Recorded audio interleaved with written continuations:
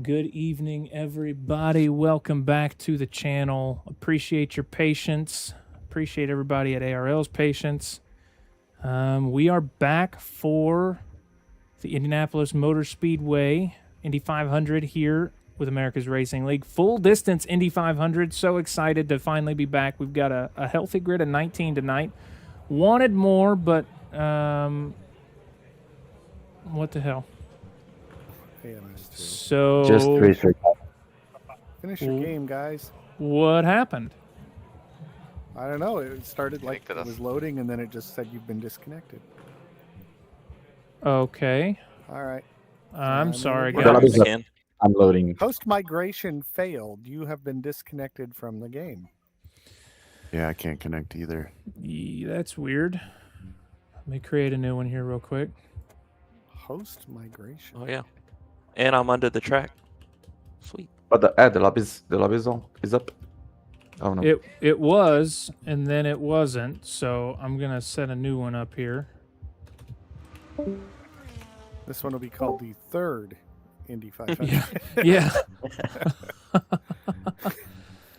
Make sure all my settings took. Don't worry, Les Paul. You don't really lose unless it takes you more takes than it took us to do builds of my quali tool. Oh, that's I'll not be right true. back. All right. Careful what you wish for. Okay. New session's up. Same name, same password. We'll get this going. I'll hit refresh and then look for it again. This time, please don't make me get up.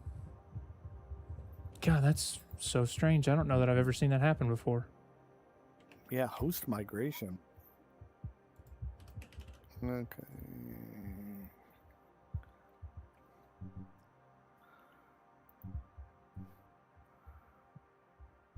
All right. I'm in. Oh, Cameron got in first try here. Wow. Imagine getting in the first time. Oh, no, sorry. I got to change my livery. Shit, there's 3 in both of them. Wonder which one it is. I don't know why the old one's still up.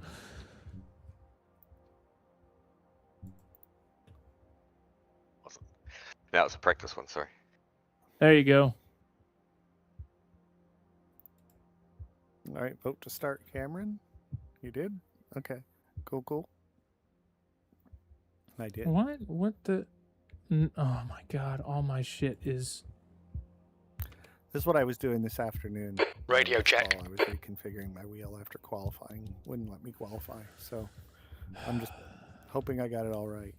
Well, I fucking updated my firmware for my wheelbase and everything's gone. My crew chief commands are gone. My controls are gone. So, hooray! Oh no. Yep. Okay. Oh well, that's my problem, not your all's problem. I think we had one more in here last time we started. You're not on a Logitech, are you, or something? No, Moza. But every time I update it, it decides to forget all my controls everywhere. So I'll get the. I never update my Moser. I'm too scared. I'll get the important ones done and go from there. David, we're gonna look the same again. I think some of us are going to look the same. That's right, you can change cars still, Scott. It's fine. I picked number 7. I picked number 9 because Scott Dixon's number 9. I didn't realize in the game it was a different number. Oh, good old Dixie. All right, I'm on your team then. I don't know what. Okay, there's Merchant. Okay. I think we're still one short, but that's okay. I'm going to go ahead and get this rolling so that you all aren't waiting any longer. Hopefully it doesn't kick everybody. I'm watching it to make sure it doesn't. Okay, that time it looked right. So for real this time, good luck everybody. Godspeed and hope all goes well. Okay, sorry about that, folks. Technical difficulties, and they continue with all of my fucking problems here. I've got to rebind controls when we get in here, so you're going to have to bear with me. Probably not going to get a lot of practice running in, which is super frustrating because I really need it, but it is what it is, I suppose.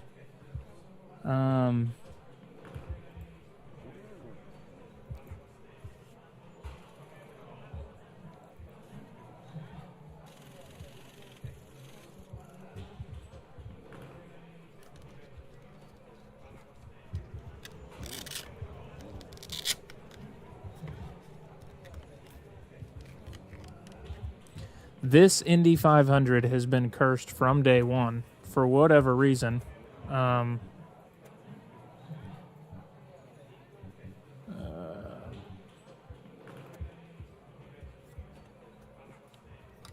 good. My nothing's working. Nothing's working at all. Nothing is working.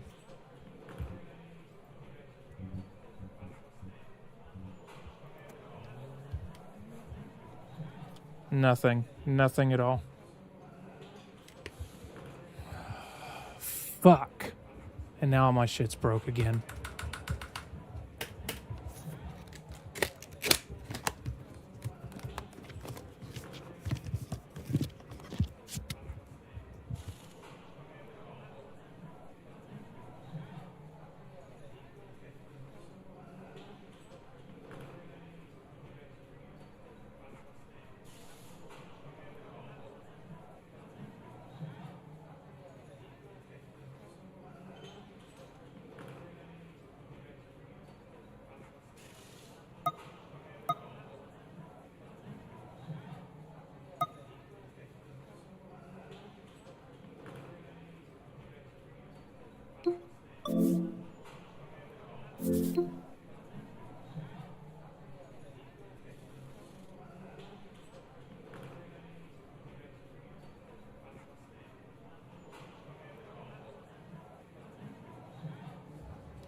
Well, folks, looks like I am going to be doing commentary because I can't race, so that's so fun.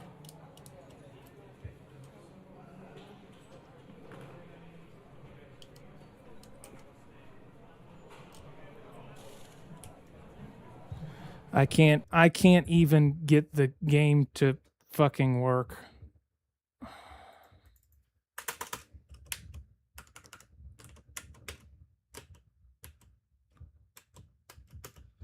My fucking God, what the fuck?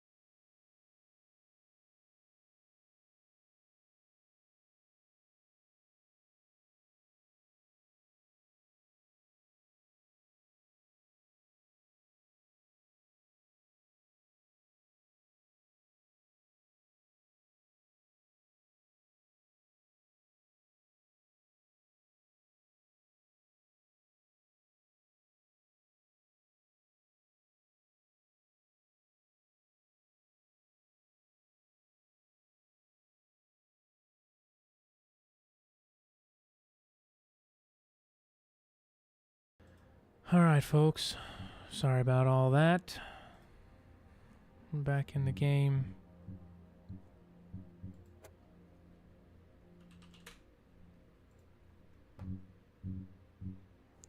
We are unfortunately not going to be able to race tonight. I'm pretty freaking gutted about it. But is what it is. Kind of brought that onto myself by updating shit right before big events, so it stings. But just to make sure.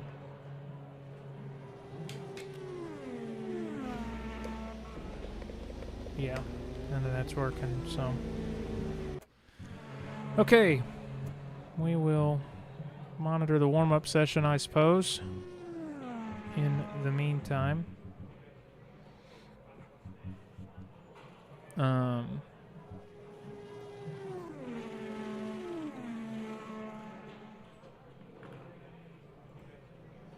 all that was. Bear with me here.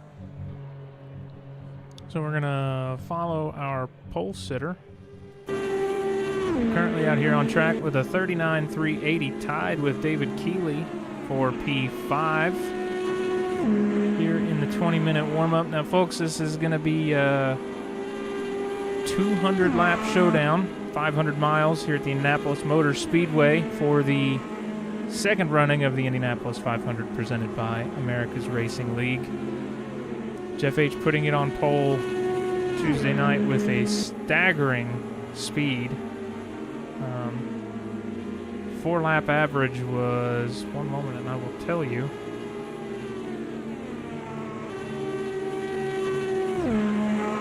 Jeff's 4-lap average was 2:31.799. So very quick, Jeff H. But right now looks to just be kind of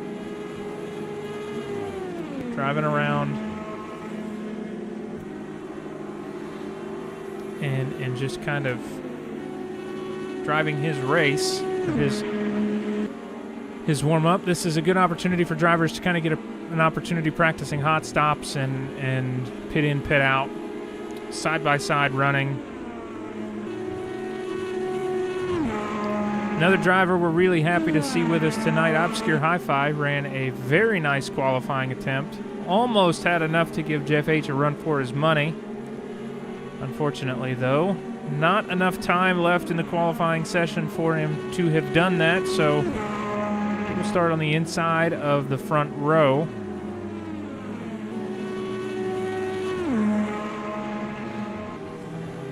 So we've got pit crew members stacked up in the middle of the track. Always love to see that. Dit is a new member for us, joined us today for the 500.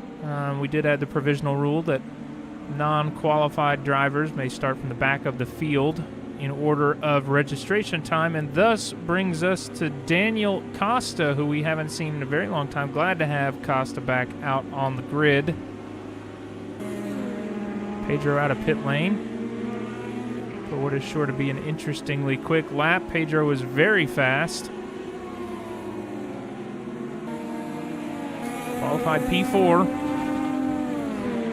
Pretty sure he was pretty sure he could do more than P4, but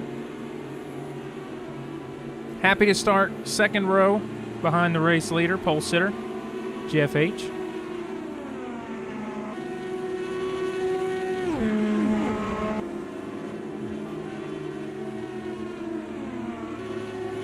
Glad to have Pedro out here in the Formula USA Series. Put on a heck of a show in the Porsche Cup Series. Was very quick, very entertaining to watch, and I imagine he'll be just as exciting to watch in the Formula USA stuff. He is confirmed registered for the second season of our Formula USA Series, as well as Obscure Hi-Fi, another driver that we're excited to see here. Mentioned him a minute ago from over in Can-Am Sim Sport. Him and Jeff H. raced before, they'll race again. Very quick. Second place Merchant having a nice start to his warm-up session, 39.161. Now, this is not very representative of race running, folks. People are going to be running slightly different in the race. This is just kind of a good warm-up to get everybody ready to roll.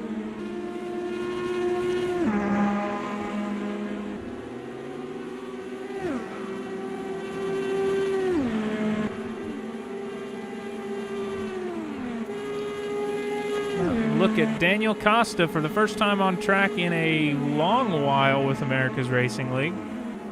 And hard into the wall in turn 1. Nice save, though. Honest to goodness, that was very nice, keeping it pointed the right way and not spinning it around.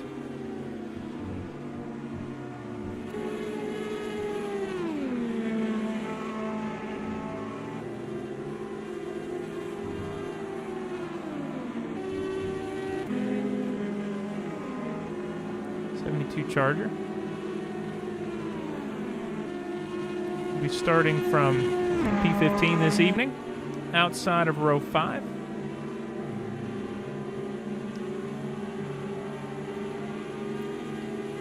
Just getting out here and turning some laps. Still a handful of cars in pit lane.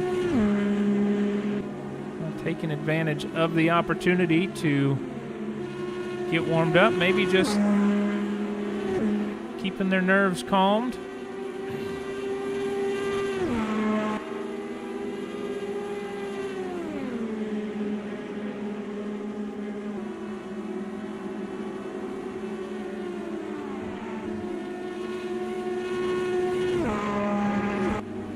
Glad to see Randy back out on track tonight. Currently around with a 39.682. Was unable to attend qualifying. He was here for qualifying, but was unable to put down a time. And his son, Cameron, a little bit of damage there on the wall. Cameron as he grazes the wall, but on the nose of Cameron Magruder here, a little bit of damage, but he's hanging up there with the big boys, not far off Jeff H's pace here around the speedway. And Cameron also signed up for our second season of the Formula USA Championship. Very, very excited to see how that series evolves, what folks can do. There's a lot of potential there for a healthy championship. Pedro, very fast. Obscure Hi-Fi proving to be very fast as well, at least around the speedway here. Jeff H might have a little bit of competition coming for him. Currently not. We haven't seen It's No Use registered for the championship. We hope to see him, but if not, we're going to need some folks to step up and bring the fight to Jeff H, because he clinched it early last season. And we don't want to see him clinch it early again. We want to fight.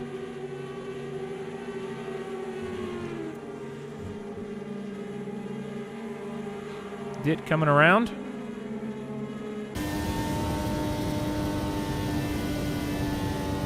Which of these is the...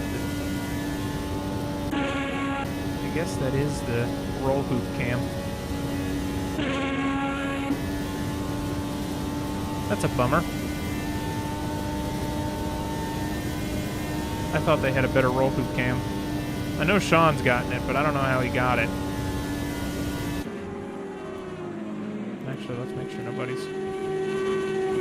I'll leave that up. I'll leave the chat up, just in case. Currently, Pedro holds your fastest first and second sectors.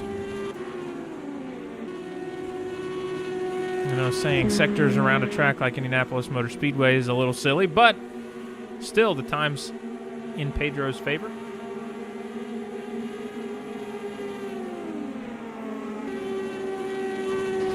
Oh, a little bit of a graze of the wall there.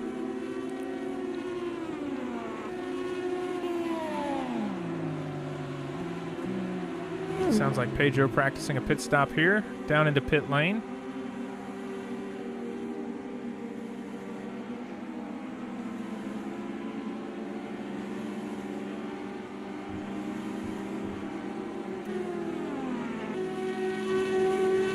Merchant showing some good early pace here in the warm-up with Jeff H. bobbing and weaving right behind him. Nice little bit of on-track action here. Both drivers will start winding the cars down for the conclusion of their warm-up session.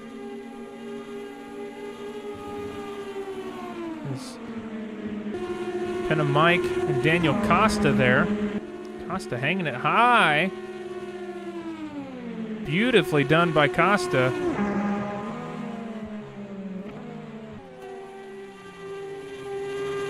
Costa across the line. Penna Mike will cross the line, or box. I suppose he'll box, and that will be the end of our warm-up session. Dit leads the warm-up with a 38.702, and Obscure Hi-Fi trailing just behind with a 38.772, or 779, I apologize. But, folks, this is not what matters. What matters is the race. We don't hand out a glass of milk for the free practice. We are handing it out to your race winner. Obscure Hi-Fi and Indy 500 champion. Jeff H. was very close last season. Managed to get the Indy 250 under his belt for Formula USA Season 2. Oh, no. Oh, dear. Straight to race, eh? All right. You all ready? It's brain. Um, Oh, We couldn't choose our setups or anything. Oh, shit. Yeah. Did you not? No, it went straight to race. to. And you're not in the race. And Yeah, Cameron well- got booted out of the server. I can't fix me not being in the race. Okay, everybody return to pit. And then I'll just skip the warm-up session, and I'll make sure there's a I apologize. I don't know how to fix that. But if everybody returns to pit, we should be good. I'll just reset the session, and we'll get rolling. It is a setting in there. Yeah. To allow the pre-race countdown. Ah. I don't run the session very often. I'm sure it will show. I think Fierce is the host There we now, go. though. Oh, he might be. He might be. Well, good race.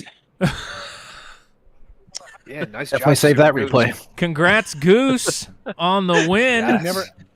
I've never seen so many retirements. So look at me, I got a podium. Yeah, there you go.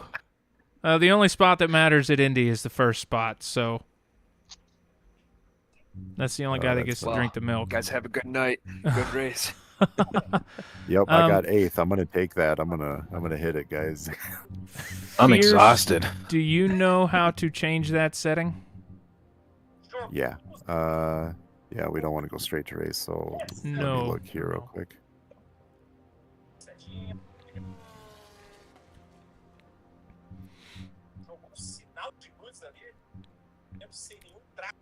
The AMS2 gods Oh, really did shoot. not want this race to happen. Oh, shoot, what? It looks like it changed to my last setting. What was the pit speed limit again? 95 kph. 95. 95. Oh. Okay. I can give you all the info if it looks like it changed. It looks like just that so far because we have a full course yellow, right? We don't have a. We have yeah. it on, but we don't Oh. have a scheduled one. No. Yeah, there you go. 15 track limit warnings. Yeah, that's just my default, I guess. I didn't change it because I really doubt people are going to get track limit violations on an oval. Right. So that's fine. Yeah. So I got 15 I to think play it's under with. realism settings here. Let me look.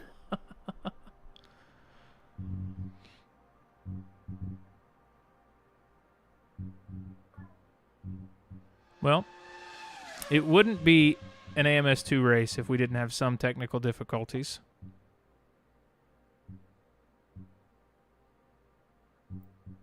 AMS2, the sim that's never done. That just means there's always something for them to work on. It's fun though. That's the thing that kills me. It's fun. It's like you can't walk away from it because it's still fun. Yeah. We, did you find it? I have no idea where to look. Weirdly, no. I have qualifying and practice off, but I don't. I don't think you can know change your what auto controls- events thing once you're in session. I think it has to be done prior. You've got to be kidding me. Yeah, I don't even remember. Is it something that is in there straight to race or something, or Yep, it is. it is? Okay. 'Cause, All right. yeah, I don't I see think it it's in in the these race settings. settings normally. Let me look here again real quick. Start type standing. Formation lap is on no. Pit stop refueling. Yeah, we need that on. Why It is should that have been off? on. Might have Yeah, restarted. that's was probably off. my settings or something. Yeah, it might have defaulted back. That's saying no on my screen. Yeah, I Yeah, haven't saved it yet. yeah. Mandatory pit stop, yes. 0 minimum tire pit stop. Scheduled, no. Scheduled full course yellow. I don't see straight to race or anything. Okay, let me. Second Start tweet type- in another way. It's something about wait for race thingy's input. Yeah, It's there. now I know what you're talking about now. Yep. Yeah. I saw that. I Wait saw for that, and input. I think I missed it. Okay, so for the final time tonight, I promise you, if this fails, then I'm going to reschedule the goddamn race. I am going to set up a new session. I'm going to name it something different so that you all don't have to guesstimate what the session is. And I will make sure for the last time that it is set right. I don't host the sessions very often. That is part of the reason that I'm not as familiar with these things. good. It is all good. Did you find it, Scott? The wait for race input or something like that? No, I'm going to Nothing make a new that's- I could session. not find it. Yeah. Ah.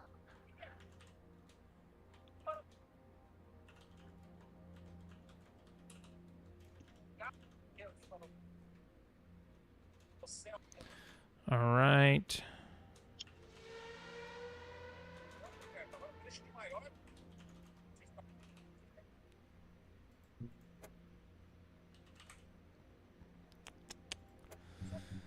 Oh, wait a minute. It's in wait for race ready input. Yep, it's under host settings. That's why.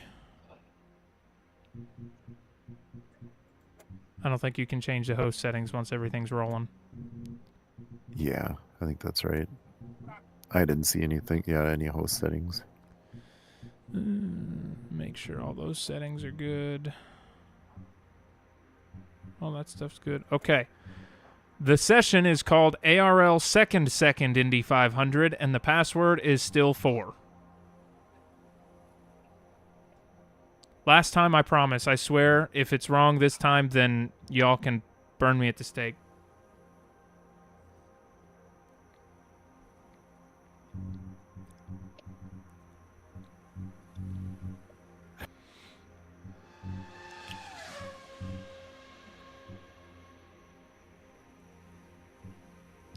The Super Goose fan club's already happy about Goose's technical victory.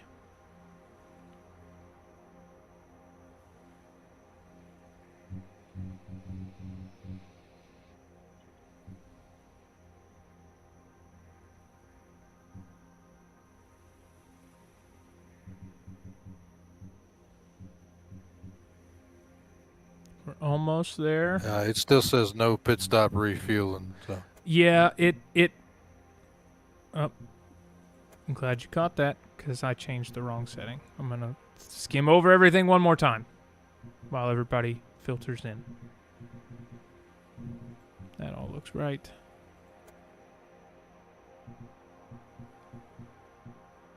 That all looks right. How's my mic volume? You're good. You're not too bad. Thank you, sir. Mm-hmm. Okay.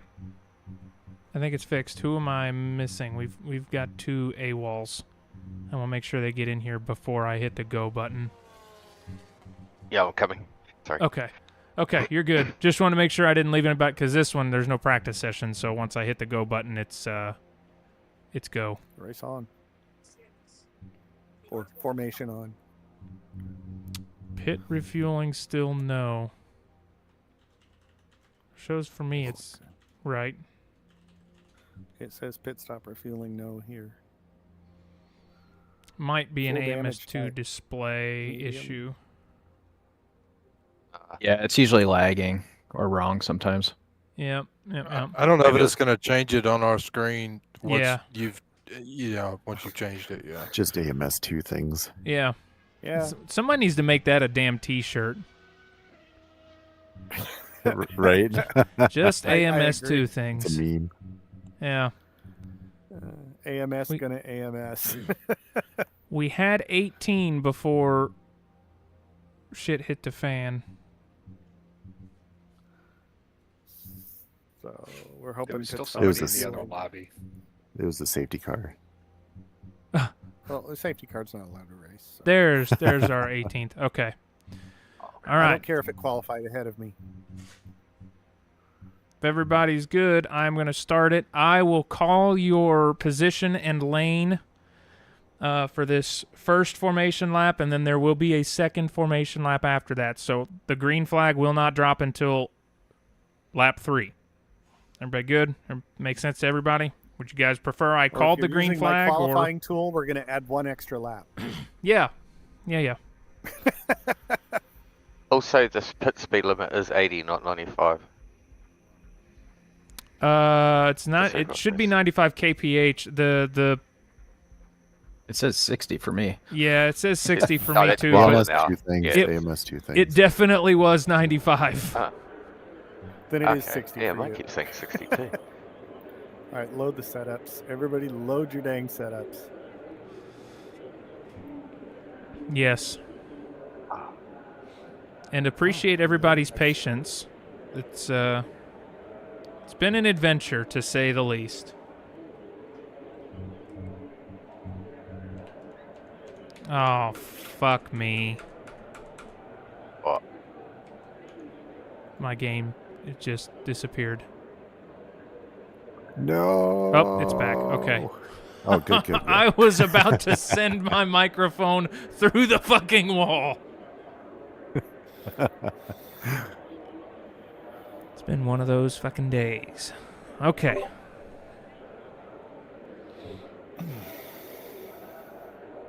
I need something much stiffer to drink if I'm going to keep this up. There's a lot of So people what not is- ready. What does everyone's pit speed limit say? Because mine says 40 now. Well, then it's 40 for you. I just kind of mixed about. Everybody's assigned their own pit speed limit, and it's there to keep the race Oh. interesting. Yeah. We put Jeff H on a 5. Oh, okay, perfect. All right, that Yeah. works. Yeah. We've also coated his car with turtle wax, so that should do it. Does everyone remember their qualifying position?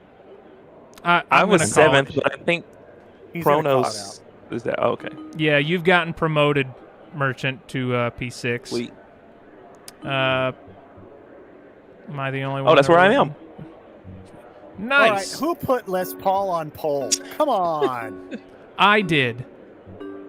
Hurry up, Les. Paul. Yeah. Hurry up, Les. Yeah. Ready up. Ready up? Les. You. Let's Paul. Heartbreak. Oh my gosh. Heartbreak. You lost it. Okay. Oh, No, he didn't get in. All right. Inside row 1, Jeff H. Les, what happened? My shit's broke. I didn't qualify either. Yeah, my shit's broke. So inside row 1 is Jeff H. So y'all let Jeff by.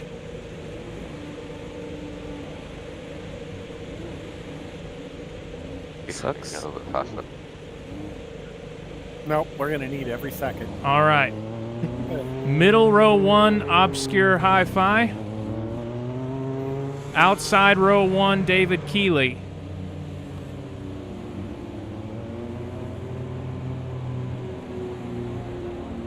Inside row 2, Pedro. Middle row 2, Super Goose. Outside row 2, second place Merchant. That brings us through P6. Inside row 3, Penna Mike. Middle row 3, Something Fierce. Outside row 3, Mataz. That brings us through P9. So Penna Mike needs to get around Mataz here. Inside row 4, Cameron Magruder. Middle row 4, Gabriel Prado. Outside row 4, Crazy Mittens.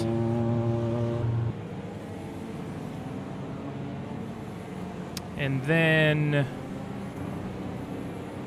inside row 5 is Mal Reales. Middle row 5 will be 72 Charger. And outside row 5 will be Randy Magruder. And then Costa, you will be the lone driver on the inside of row 6. Oh, and you'll have somebody with you. Dit will be at the end or in the middle of row 6. So I'm verifying everything looks right here.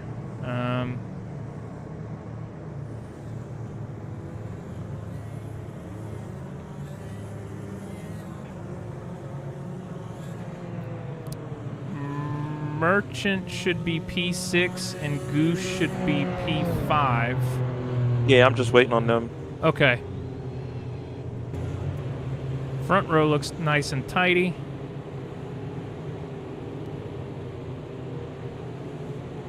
I feel like things are a bit raggedy back here. Yeah, I'm trying to skim through here. Morales, you want to like hang back just a little bit, and then the three of us will line up. I don't know if you can hear me. Goose is in the right spot. Merchant's in the right spot. You guys are just... And then Pedro is in the right spot. Come on, You Charger. just gotta catch up. Let's go, Charger. Cam... Yeah, nope, that's right. That's right. Yeah, I think you all are actually in the correct order. You just start lining up with, you guys have another lap. This is your last formation lap, so you guys are good. I think everybody's about where they need to be position-wise.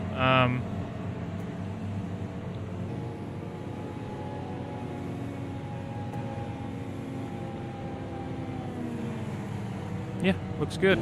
Go. I think everybody's in the right spot. Now you all imagine your helicopter flyovers and jet flybys and all that other jazz. Neighbors. Wave to the crowd. Yep. Wave to the crowd. Do you guys need me to call the green, or are you guys comfortable with the start procedure? Oh, I think you should call it. Cameron says call it. You don't trust What Jeff else you H? got to do? You don't trust Jeff H? I Well, see how it no. is. But that's beside the point. All right, I'll give you guys the first green. I'll call the green, and then the race leader will take the restarts. Copy.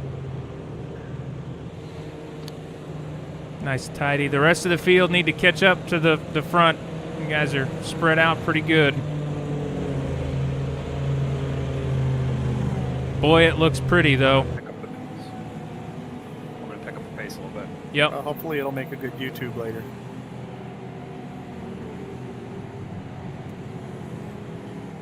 Jeff H is coming round turn 4.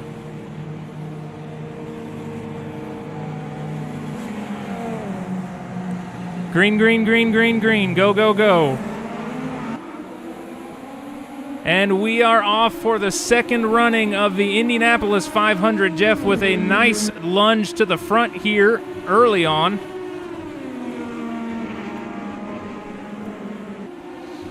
Doing a great job leading Obscure Hi-Fi off the line. Pedro holding up a pack of them behind him, though. Super Goose, Penna Mike, Mataz, all sticking up behind. And we've got a little bit of an incident. Oh, and that's Marialis and I believe Charger around. And that will probably be a safety car. That is a safety car. I think Reales just got hung up at the front there.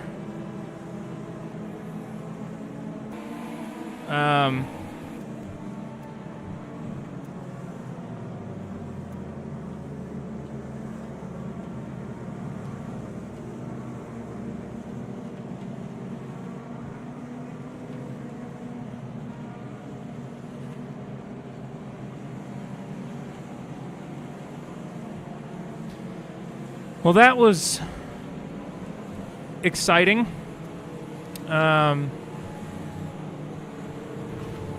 Heartbreak for Reales out so early.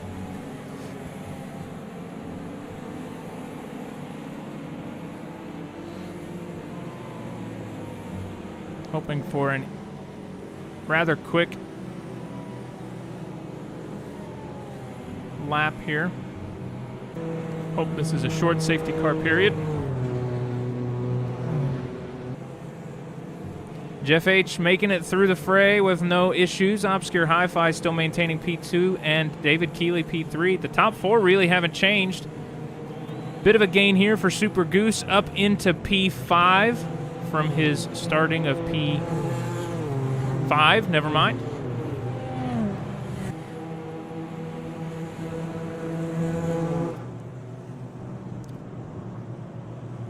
Really hope he can get his car righted. I tried to help him out.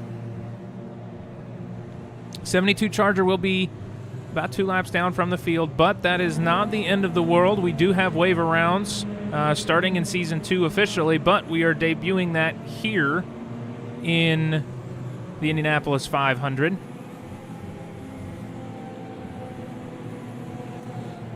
Cameron Magruder started P10, currently P10. Not a lot of people managed to get many moves done. Randy getting up to P11, though, from starting in, I believe, 16th. So great start for Randy. Glad to see him out there. Father and son duo there, helping each other out.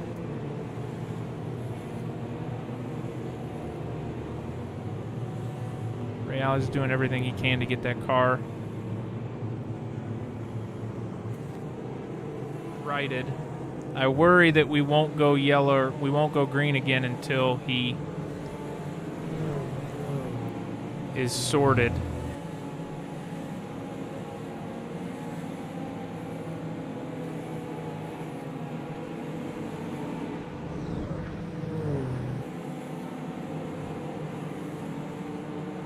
And it looks like he has returned to pits. Unfortunate for Reales there. Hate to see that. He kind of got trapped up high, washed into the wall, and then came down. The air caught up underneath him, and that was that.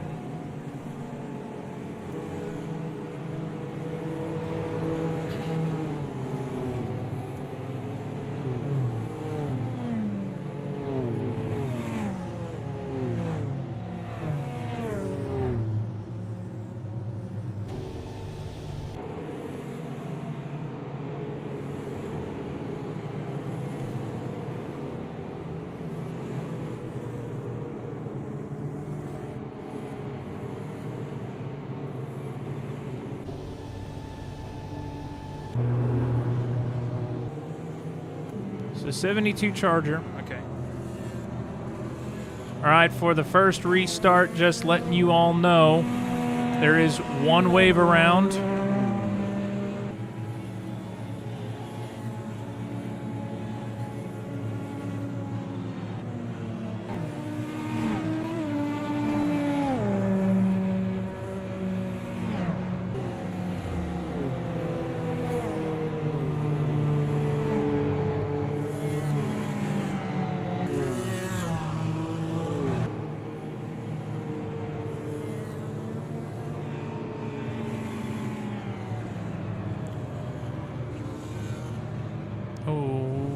Something shimmied up here. What happened there? So far, we still have 16. That's good. 72 Charger will be getting a wave around here on the next lap.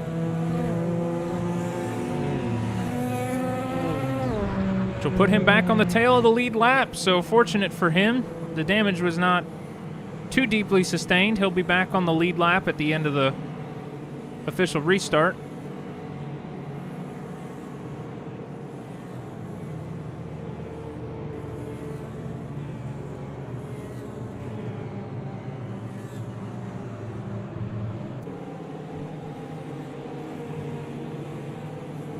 Now let's see if everybody remembers that we don't race at the beginning of the green lights. All right, 72 Charger gets the wave around. Yeah. Jeff, or was it Cameron? You need to He's move gonna over pass to on the the lap right-hand car. side. Yeah, lead Jeff's lap on the cars right. stay on the right.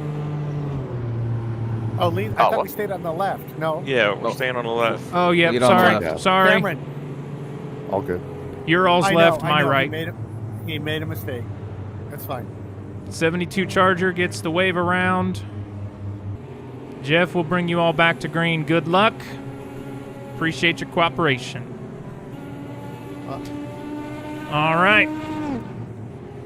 Our wave around car is around and away, hoping to gain his lap back before the end of the safety car period. Jeff H. will be the one to lead the field back to green. This is going to be our first driver-led restart of the race. This will be the first driver-led start in the Formula USA Series. Very interested to see what Jeff H. does on the start and how the field responds. 72 Charger now through turn one and through the first short chute. Working his way now down the back stretch.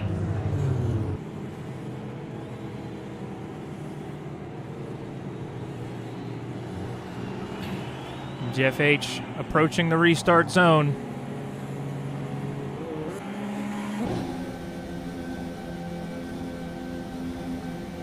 He can now start the field whenever he wants, and he chooses now. Onto the gas goes Jeff H., leading the field to green, with 72 Charger catching up to the back of the field just in the nick of time.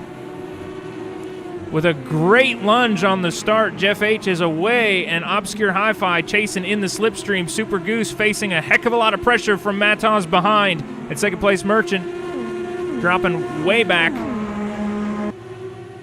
from this pack.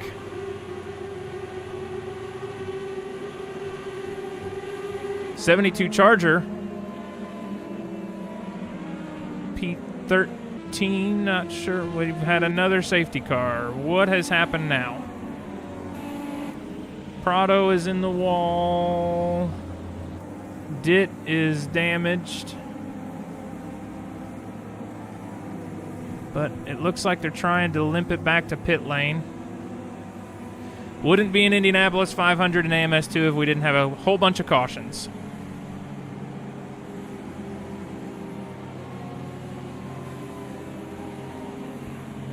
Heartbreaking for the 7-Eleven machine, but the waiver rounds will allow drivers to catch back up. Daniel Costa also looks to have been caught up in that melee. Crazy Mittens potentially caught up in that as well. Definitely moving rather slowly. Struggling to keep the car. He's going to the inside pit entrance here. It's real tough, folks. When this race starts and stops, it's so hard to get into a rhythm that you just kind of want to get into some good race running. Everybody hoping to find some of that good race running here is Gabriel Prado making a great effort getting back down to the end of pit lane.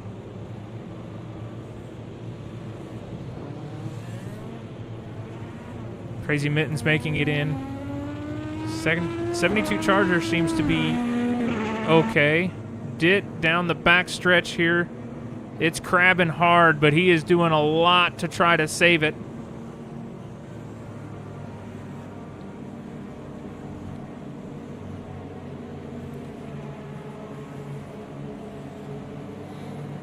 These guys doing a great job of focusing forward, knowing that, you know, they can get some laps back if there's yellows.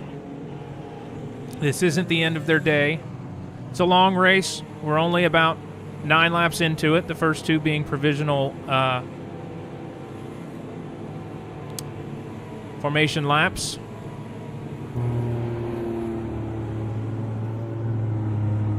Dit doing a fantastic job just walking that thing back into pit lane.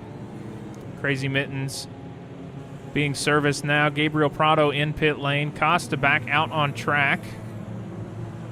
Once again, only managing to fall down a lap. So truly a great deal for Prado, or for Daniel Costa here, getting the wave around. Crazy Mittens now departing pit lane. He'll come out about 2 laps down. Prado getting serviced. And Dit should be... He's right about in pit lane. So, glad to see all 3 drivers manage to get to pit lane. Hopefully we'll get serviced and repaired and back on and away. Jeff H. plays the strategy game, and I can tell you he's probably playing the strategy game right now, though Obscure Hi-Fi has opted to pit very early for a pit. So we've now kind of got an alternate strategy running here. Obscure Hi-Fi pitting on lap 9 seems very, very early if you ask me, but what do I know? I'm talking, not racing. And Hi-Fi will catch back up to the rest of the field.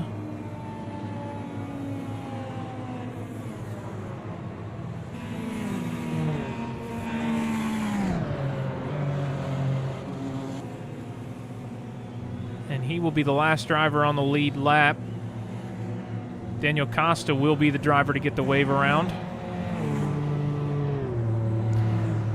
Folks, if you're just tuning in, or drivers that are watching back, I really appreciate everybody being present and a part of this Indianapolis 500. This is an event that I'm very passionate about. It's very special to me. Some great memories in the real world as well as in the sim, and getting a great turnout always makes me very happy. I'm very grateful that everybody's here and racing.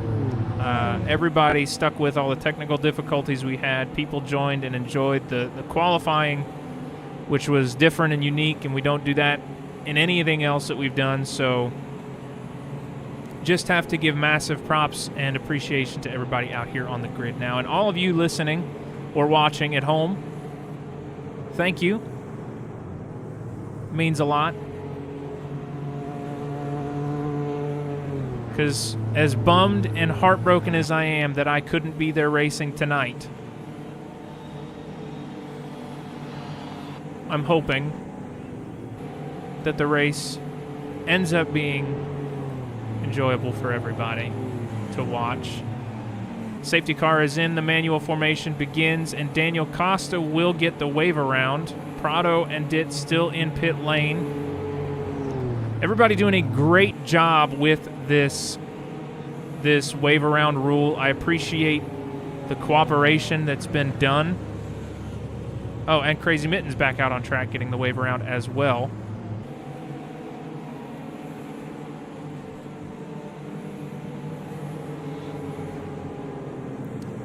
And Jeff H will once again lead the field to green. Really happy to see the wave around rules work. It, I think, will be carried over into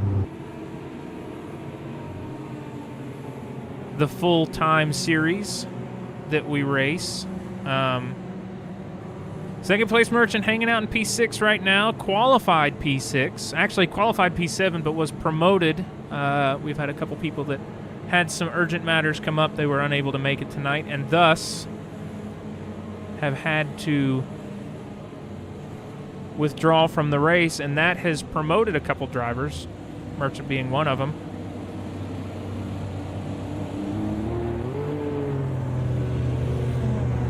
And now, back-marking cars starting to catch the field.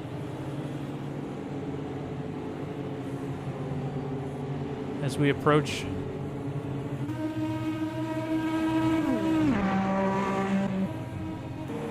Jeff H. will lead them to green again.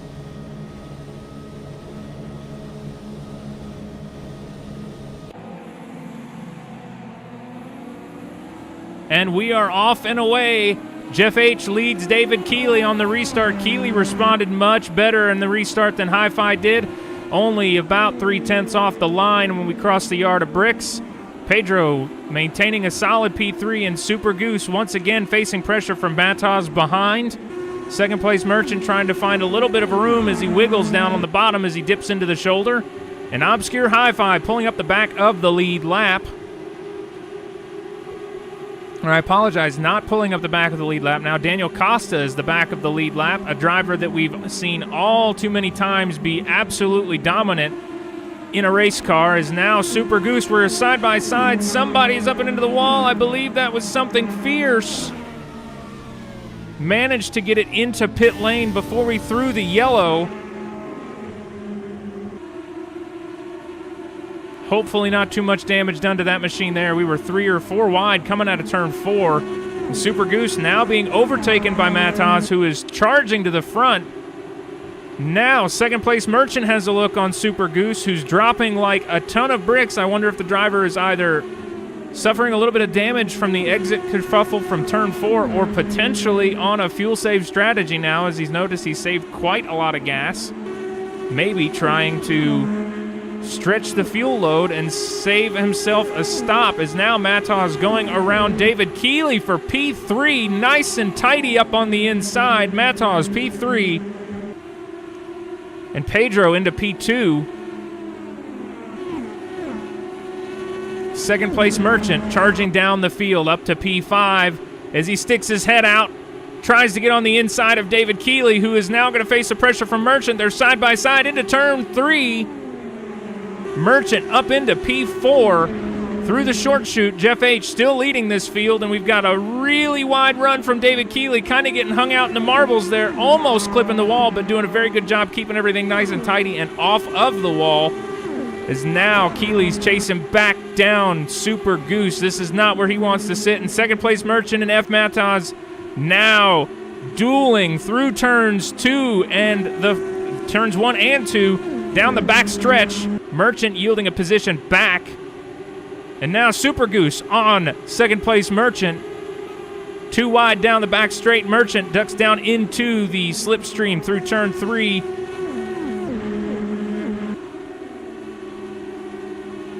Nice and tidy as Merchant. Everybody now starting to find a rhythm, is now Obscure Hi-Fi trying to make a move over Cameron Magruder. Magruder side by side with Hi-Fi, a former Indy 500 winner. He knows how to get it done here at the Speedway, and he does. Back up to P8.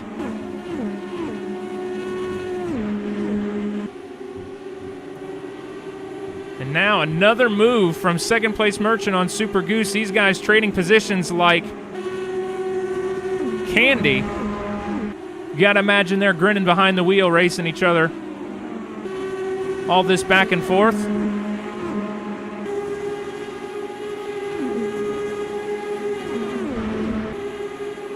And now Merchant starting to have a look again at Mataz. And Pedro is sniffing your race leader and pole sitter, Jeff H. And that was a lift, and we got a safety car. Who has had an incident? Believe it's Dit. Again, unfortunate for Dit, but it doesn't look like anybody else was collected. Truly heartbreaking. Has massive pace behind that machine. He was quickest in our warm-up session. Really hope he can find a bit of luck to turn around. Managed to have a little bit of healthy green flag running there. I really wish we could see a replay of what happened, but such is life, we cannot.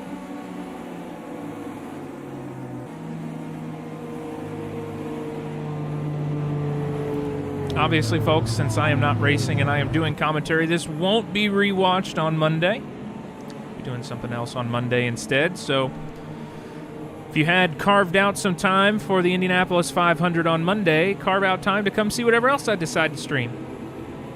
Because we are doing the broadcast tonight. Jeff H. I'm not sure if he's happy about this safety car or not, to be brutally honest with you. He was getting chased down there by Pedro. at an exceptional rate. Pedro very quick. Seems to be one of the few drivers on the field that can bring the heat to your Season 1 champion in Formula USA.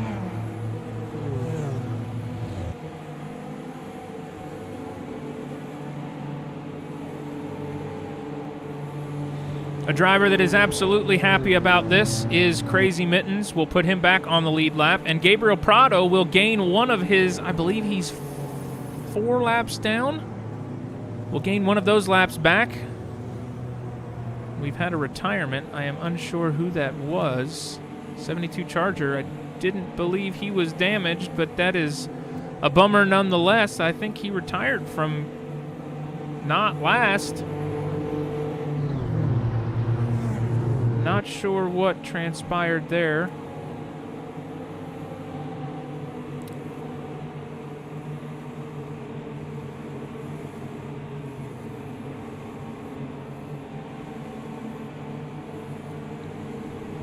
Something Fierce also excited to get one of his laps back. Hard into the wall out of turn 4. We'll be getting that wave around, putting him off strategy a little bit. And Obscure Hi-Fi pitted very early. And it makes you wonder, when will the race leader pit? And how will this strategy shake up? We've kind of got 2 strategies out on the field now. And Obscure Hi-Fi is going to go in again for a pit stop. As will Daniel Costa.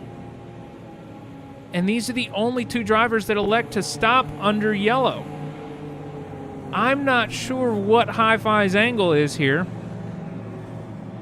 I don't imagine there's any damage on board that machine. I mean, he's off and away. Is he just splashing some fuel and going?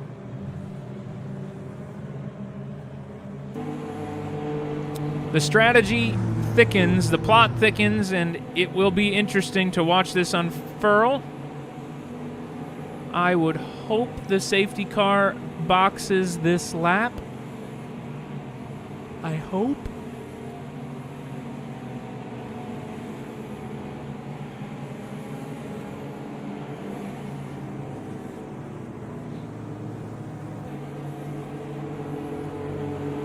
I think he will. And our drivers will begin to wave around. Crazy Mittens will be waved around. Gabriel Prado, Something Fierce, all on track, will be waved around. Gabriel Prado and Something Fierce on the same lap. Both sustaining large amounts of damage, and we will not see the safety car return to box this lap. It will be at least 2 more laps under yellow. I know these drivers are not enjoying the yellow flag racing. Unfortunately, that is... comes with the territory here on the ovals.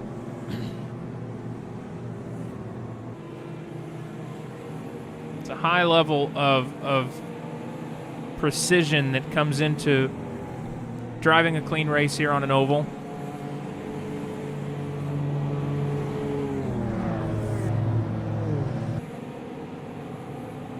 Looks like Jeff H knows the safety car's coming in this lap. He's going ahead and getting down on the left lane and getting ready for all of those wave arounds to happen.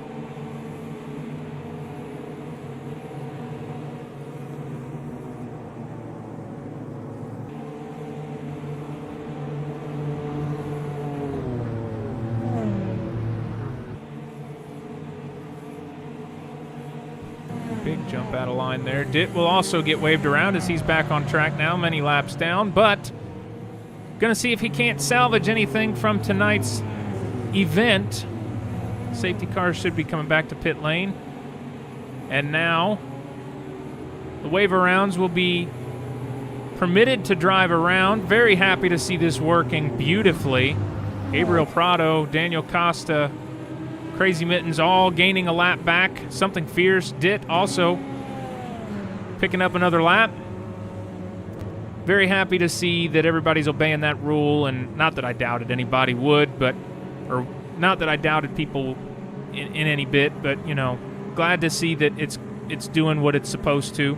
Happy to see everybody cooperating, and I'm sure it's better for everybody. You know, it doesn't totally ruin your race. If there's a yellow, you get your lap back. So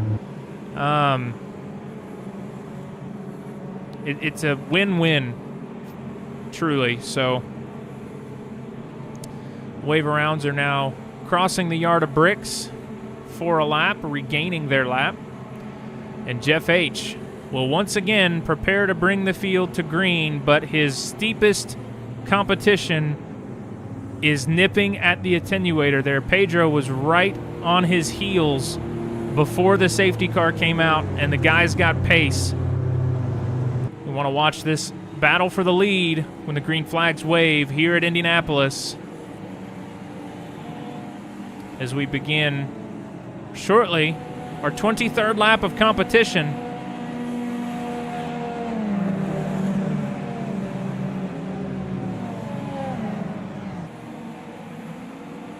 And Jeff H. leads the field away once again with a great launch over Pedro. Kind of got caught, and second place Merchant going around Matos on the outside, too wide through turn one, down into the short chute. Super Goose watching it all play out behind, hoping for something to open up. Super Goose now putting his head into the mix, trying to make something stick. Obscure Hi-Fi making a move back in the back on Randy Magruder.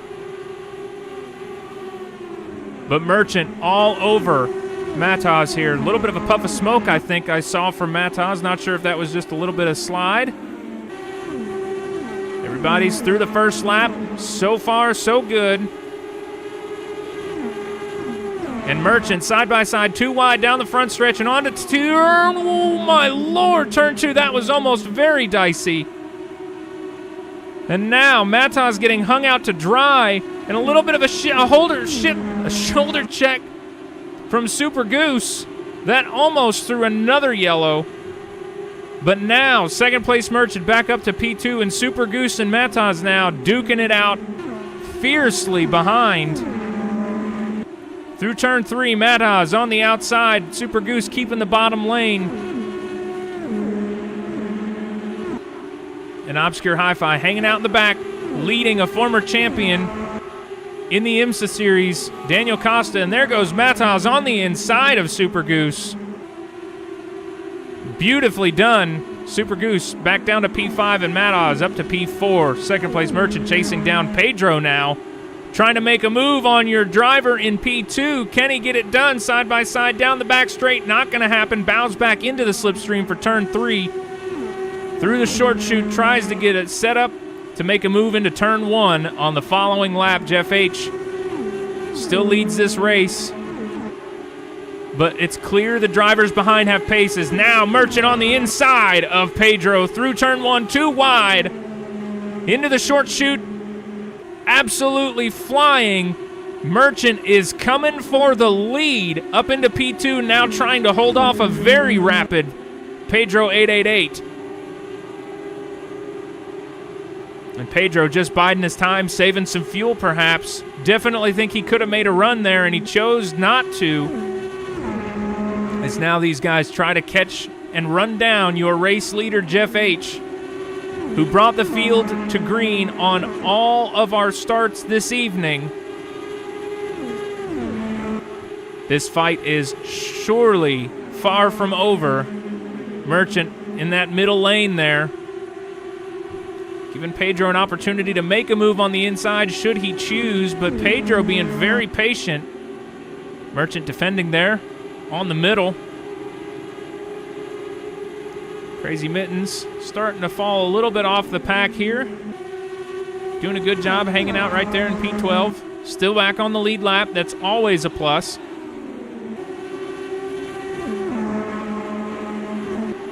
Everybody doing a great job. Finding a rhythm, finding a groove, racing side by side here. Nose to tail, perhaps.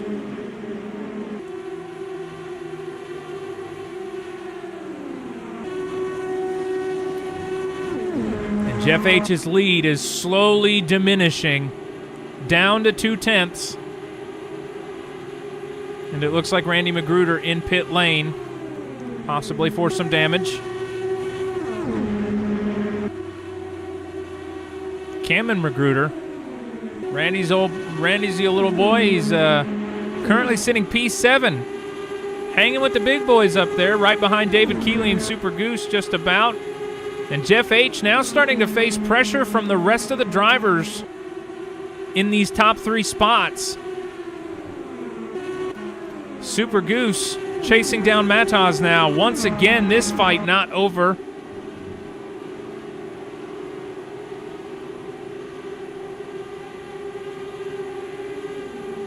Mataz doing a great job defending.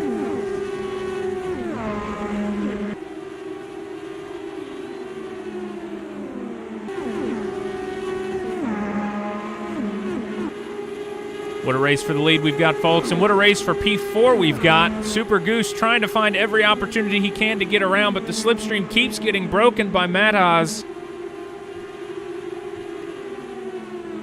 And now Jeff H. turning up the heat, starting to open the gap up a little bit, but maybe not quite enough. Second place Merchant trying to attack and defend at the same time.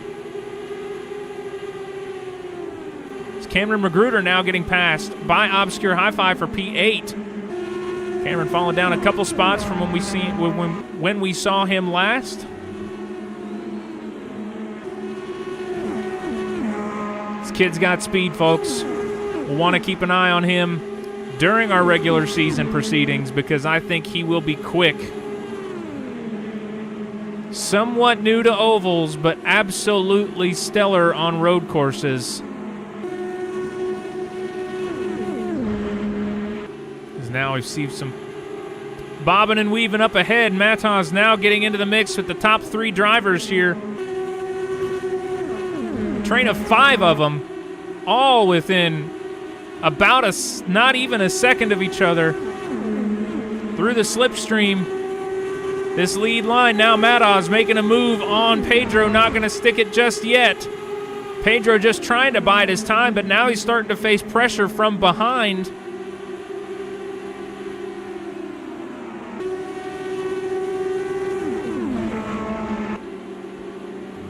Magruder chasing down David Keeley.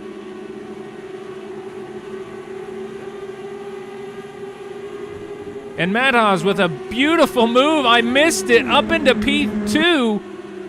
Passing 3 in 1. And now he will have a look at your race leader. Jeff H. currently having led 30 laps of this race so far. 31 laps of this race so far. Not wanting to give in just yet.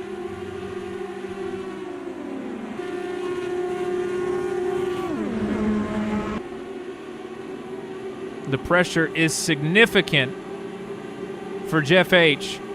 Mataz is not waiting around. Mataz wants to lead this race. And folks, I've raced Jeff H long enough. I don't think he's going to put up a whole heck of a lot of a fight. Still early enough in the race. A lot can happen as now we see our first pit stop that is a retirement.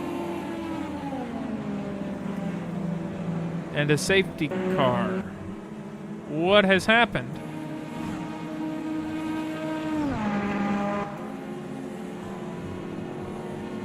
David Keeley, no!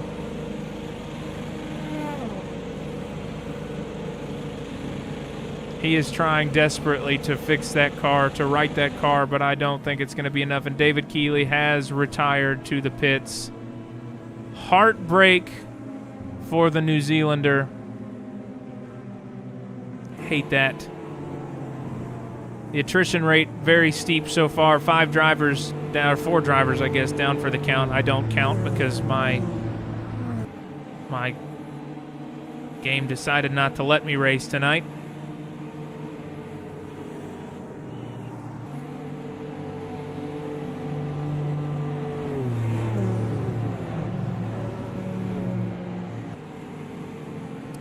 So this is about where I would expect to start seeing drivers on the primary strategy look to box for fuel and tires. The tires will hold on quite a while, but they do start to get a little bit of a pace deficit, and even if they show a nice bit of life left in them, I wouldn't exactly trust the graphic. Deep into the stint, they start to just get a little bit greasy. I wouldn't be surprised if we see race leader Jeff H. box. I would not be surprised if we see second place Merchant Mataz all box, the top 3. Honestly, the top 5 all are going to be getting close on the stint. This is kind of handing them a free pit stop. But do you know what that means, folks? Obscure Hi-Fi will be the first driver on the alternate strategy who will move to the front of the field if my theories become reality. I think you can typically get about 35 to 42 laps of full race running on a tank of fuel. And our race leader not opting to pit. Oh, he is. He is opting to pit. And that promotes Obscure Hi-Fi to the lead of this race. No Hi-Fi boxing as well. Pedro stays out. Crazy Mittens will stay out.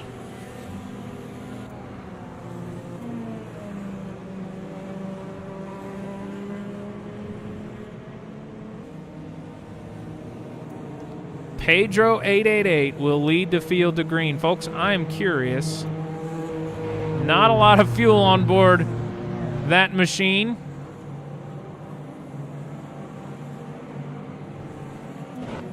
Jeff H. winning the battle off pit road, but Obscure Hi-Fi with a great short stop, and Super Goose will be provisional third on the primary strategy, but Pedro's splitting the strategy here. Very interesting to see so early on how many split strategies we've got. We've kind of got 3 going.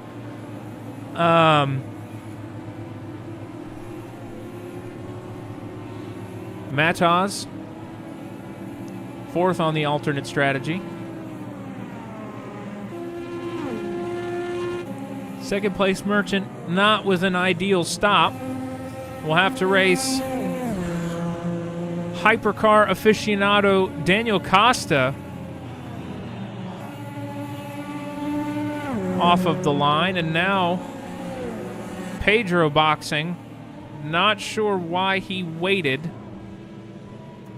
Maybe he wasn't allowed to stop.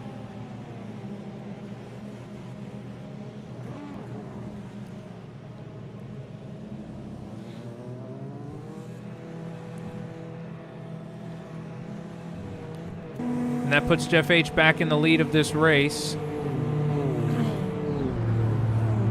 And I believe our back markers are actually at the front of the field. Did Something Fierce, Randy Magruder, Gabriel Prado's tucked back there in the back. He'll have to get around. But other than that, I think everybody is where they belong.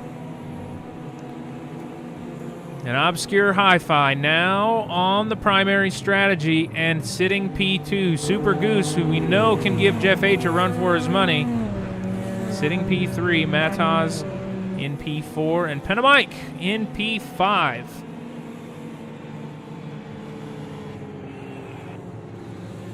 Driver we haven't heard much from in activity this evening, though. Daniel Costa doing a good job just kind of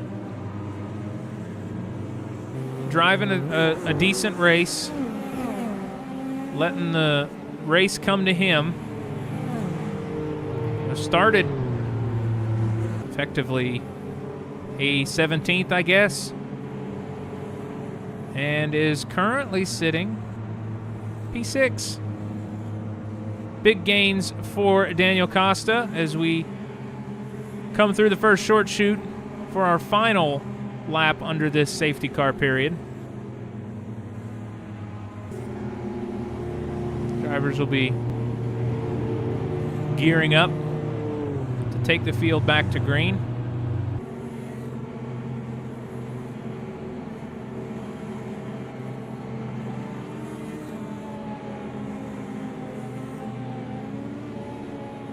Back markers are coming through the first short chute now and out of turn 2. They will catch up with the back of the field here on the backstretch.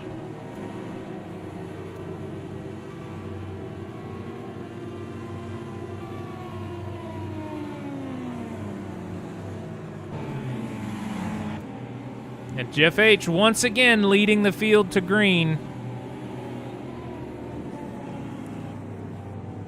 He's essentially led the whole race. But I sense that may be about to change. Full tank of fuel on board, him and Obscure Hi-Fi as we're back to racing. And Mataz immediately making a lunge on Super Goose. Not going to make it stick here, but he's going to try to keep his nose in on the bottom. Super Goose washing wide. We got a contact, and those two are around, and we're going to have another safety car because that's Indianapolis, folks.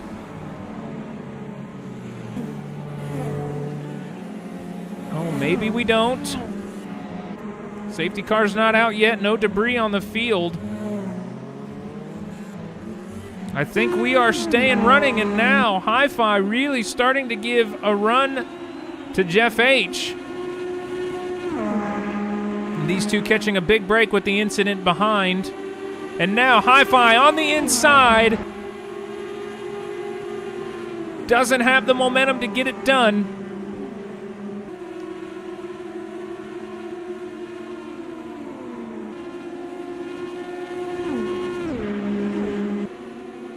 Mataz and Super Goose making their way into pit lane.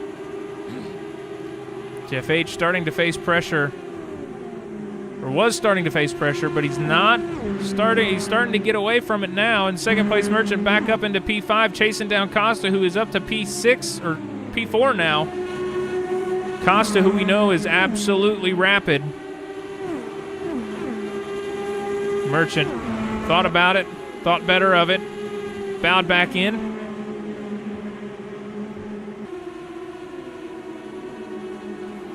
And now he's going to go on the inside of Costa through turn 2, I'm sorry, down the back stretch. Not getting it done here. And Pedro just waiting and watching the battle in front.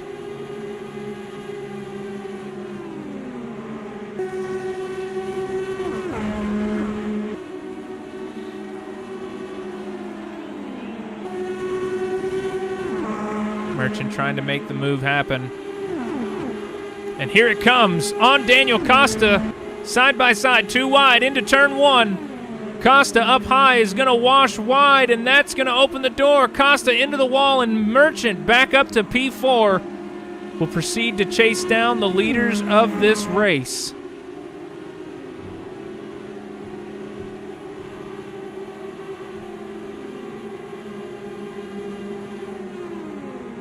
Seems to have been trying to wreck Soup for a while. I guess he's glad. I'm glad he could finally meet his goal. Great job.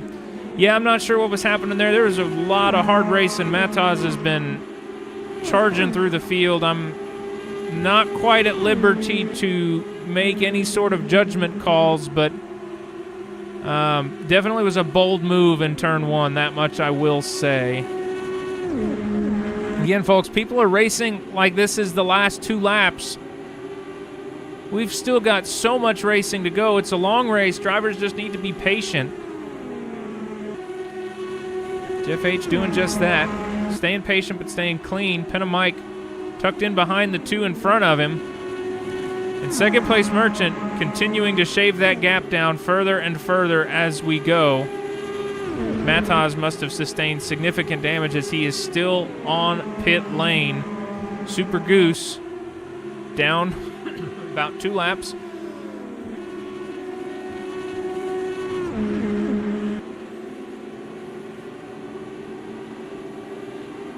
Pedro now sniffing for a move on second place Merchant.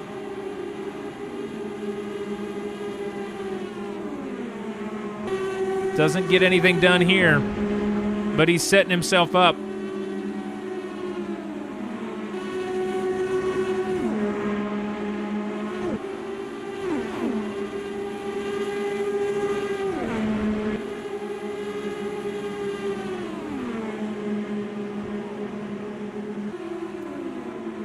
Obscure Hi-Fi almost had a run there on your race leader. Had to bow out of it.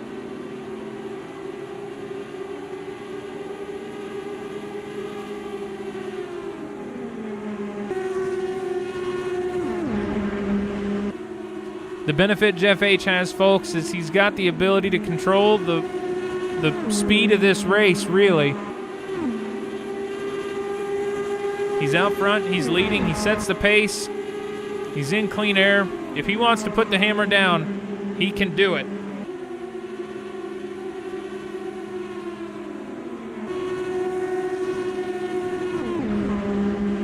In second place, Merchant still continuing to fend off Pedro.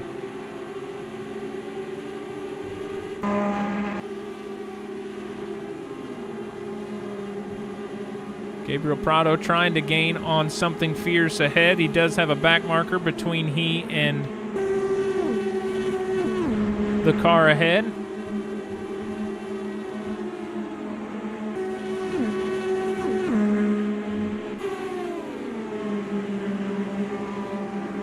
Obscure Hi-Fi very close to striking distance on Jeff H, but you almost wonder if he's keeping him at that distance to save fuel. Second place, Merchant. Pressure from Pedro behind.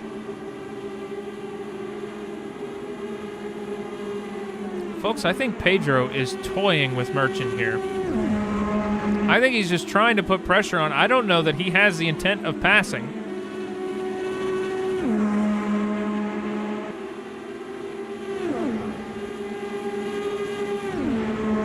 I just wonder if he's trying to hang out. And now we've got to move for the lead. Obscure Hi-Fi around Jeff H. Jeff H ducking back into P2 and will fall into the slipstream here and lead Penamike as now Obscure Hi-Fi, your race leader.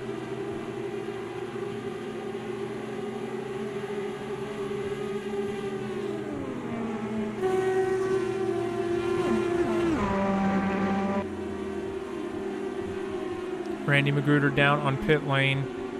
Looks to be for, unfortunately, looks to be for some repairs. It's Jeff H. trying to consider answering. A little bit of dirty air there from Jeff H. We kind of saw the car step out and slide. Not Jeff H's normal and tidy inside lane, but he is going to try to move onto the inside here. Thinks against it. Ducks back into the slipstream for another corner.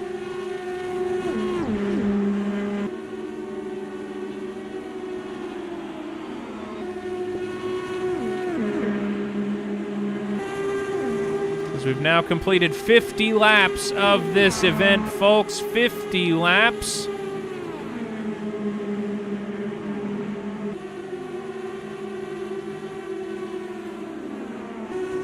Obscure Hi-Fi continuing to lead the field, and Pedro continuing to put pressure on second place Merchant.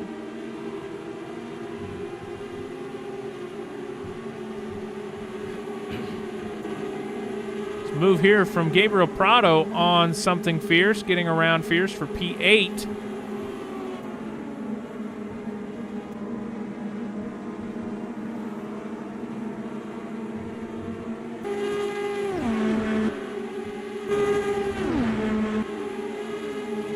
You just wonder, folks.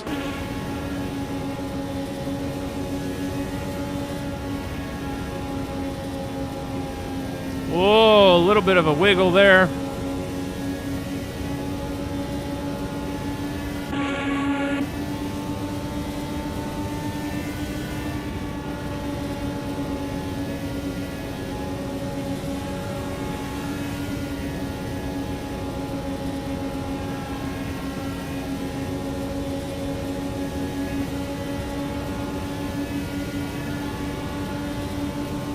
Cautious from Pedro.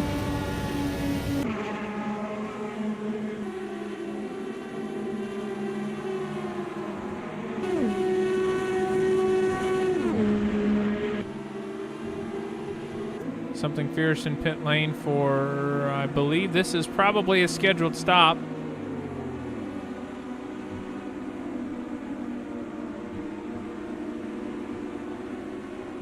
So he'll get fuel on board that machine, fresh tires, and is on his way.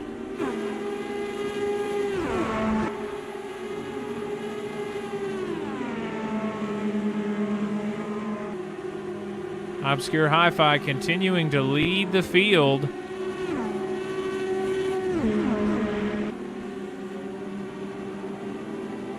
Has Jeff H. potentially met his oval match in Obscure Hi-Fi? We know that Hi-Fi's won an Indy 500 before. Can he make it to?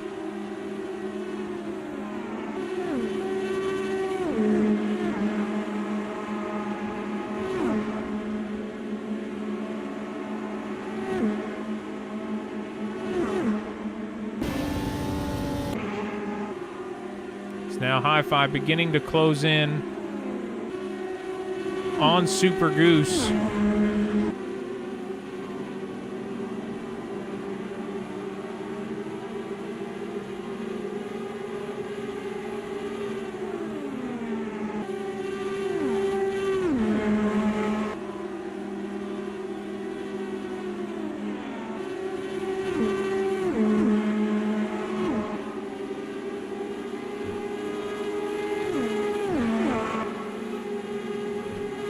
Both drivers having pit 20 laps ago.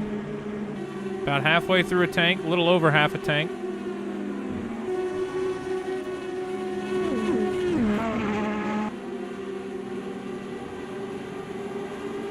Pressure continues as now Obscure Hi-Fi putting Super Goose another lap down. And most importantly, putting a pick between him and Jeff H.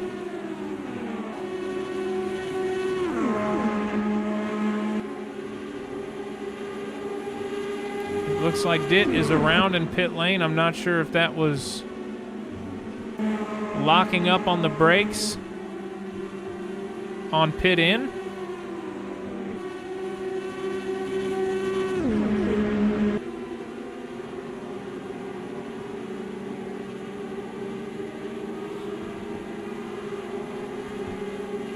Folks, if you're just tuning in, welcome. This is the second running of the Indianapolis 500 presented by America's Racing League. Oh, and something, or Super Goose. Oh, okay, I think it's just a little bit of desync there. I saw him kind of jolt out. We are currently about 57 laps into this contest. 143 remain. It was a rocky start. Had some yellows.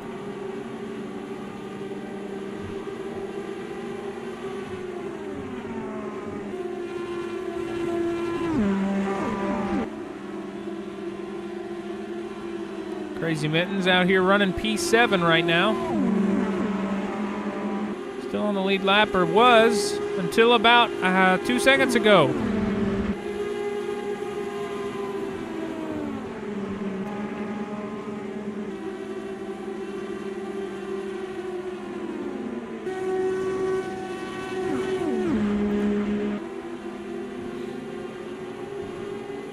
Jeff starting to lose ground on your race leader.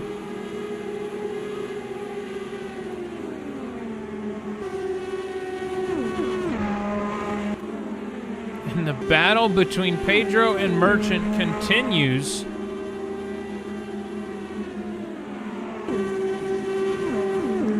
Merchant having dealt with this kind of pressure for many laps at this point.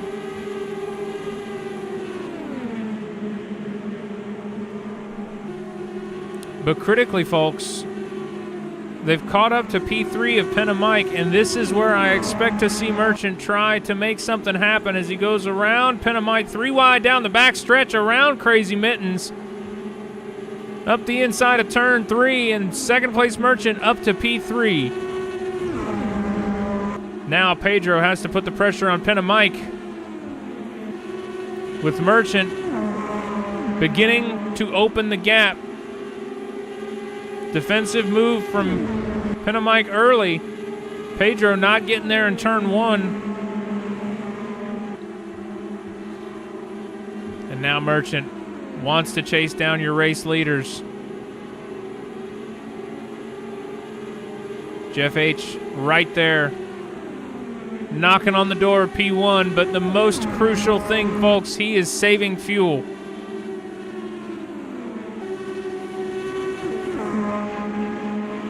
Be looking for your race leaders to come in the next 5 to 7 laps, I expect.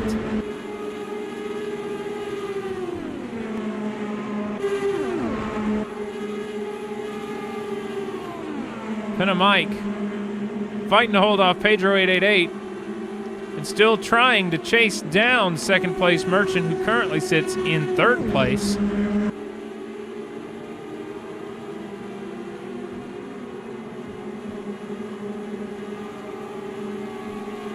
Having a look, thinking better of it.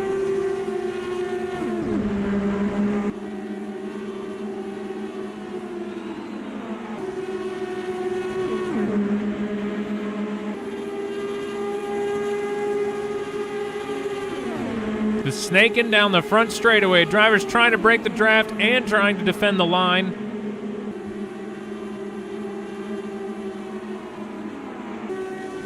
Everybody doing a good job. This is a nice stretch of green flag racing we've had here, folks. The battles are very fierce. Don't let the green flag stretch fool you. Is now Pinna Mike had a look once again, thinking out of it.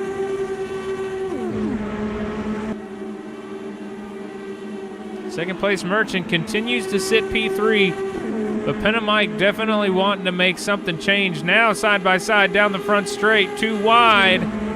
Who will yield into turn one? Merchant back down to P4 to face pressure from Pedro. And Pinna Mike back up into P3.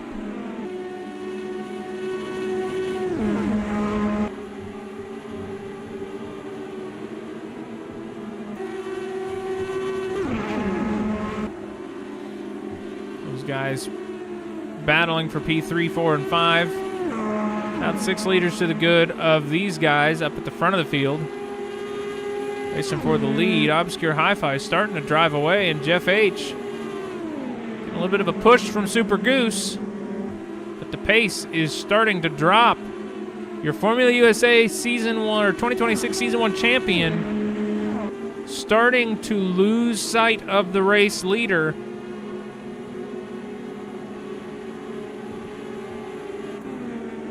But he has 5 extra liters of fuel, folks. It's less time you have to spend on pit lane filling up the gas tank.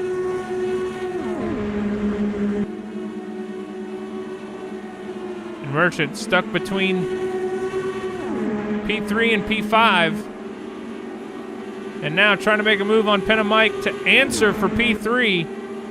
Doesn't get it done. Pinna Mike continues to hold position.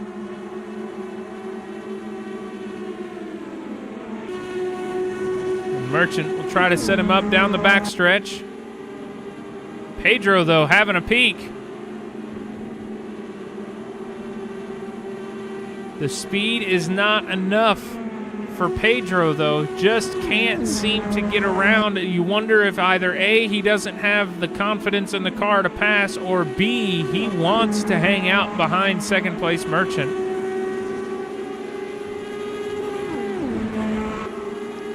He's got far more fuel on board, and every time he rides behind the car ahead, he's saving more and more gas. I would not be surprised in the least if we don't see your race leader and P2 come into pit within the next 3 laps.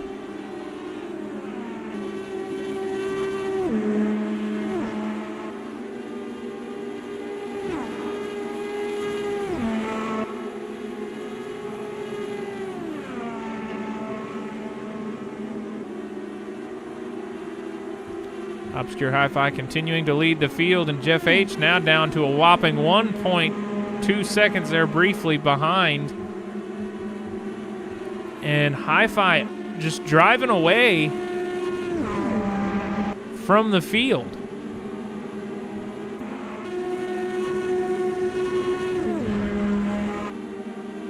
Gabriel Prado chasing down Daniel Costa on track, but this is unfortunately not for position. Prado down a lap. But Crazy Mittens will be chasing. And Hi-Fi now into pit lane, and Jeff H. free to put the hammer down. We expect to see Jeff H. next lap.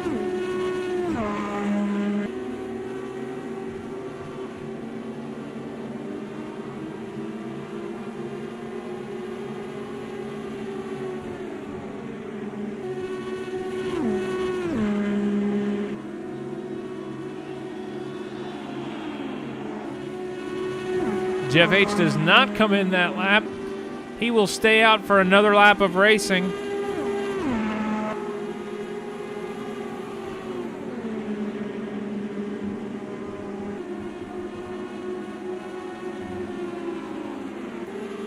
Mike continuing to face pressure from the drivers behind.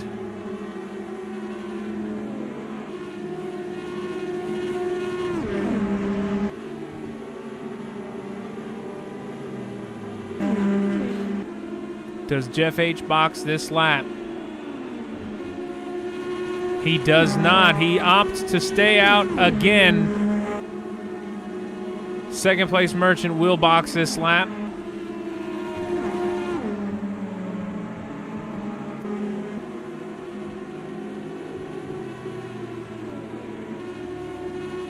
Jeff H continuing to find that fuel number.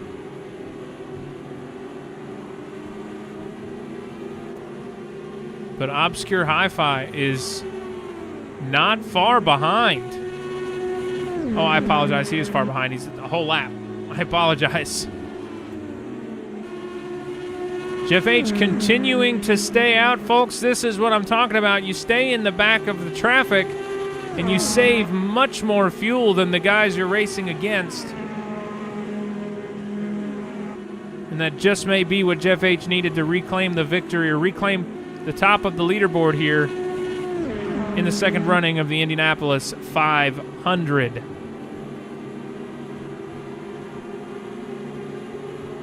Daniel Costa now pitting. Second place Merchant has already boxed. He was racing for position. Mike and Pedro. Now Pedro's starting to have a bit of a look. Jeff H will be in the box now, and this is where we want to watch the blend. Jeff H in pit lane. Obscure Hi-Fi has to put down qualifying laps to come out ahead of Jeff H.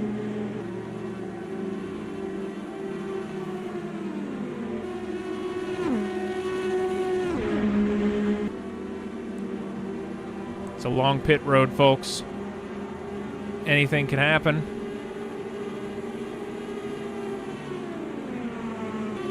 Jeff H has departed his box and begun to drive to the end of pit lane.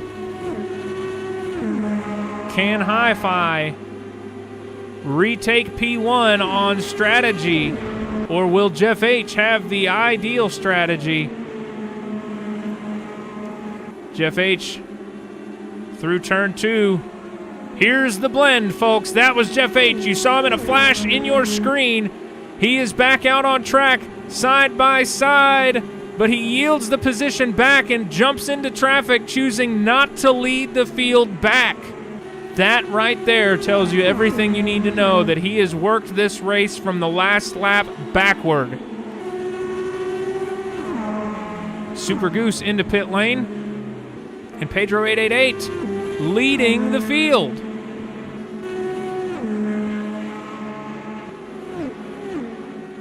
Mike having received some fuel.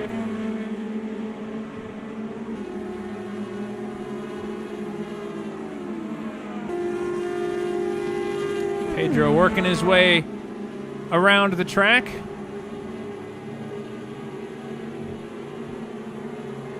Second place Merchant with another slower stop compared to his competitors.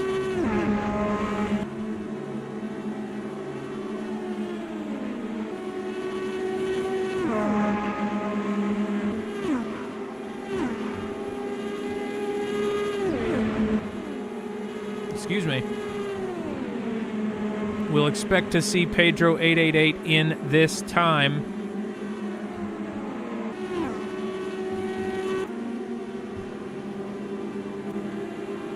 Now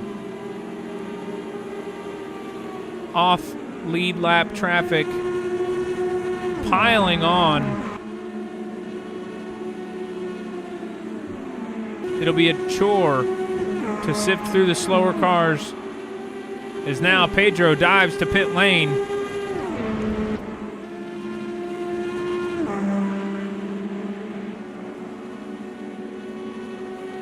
And I believe Pedro may jump Merchant and Mike in pit lane and come out provisional P3. Excuse me.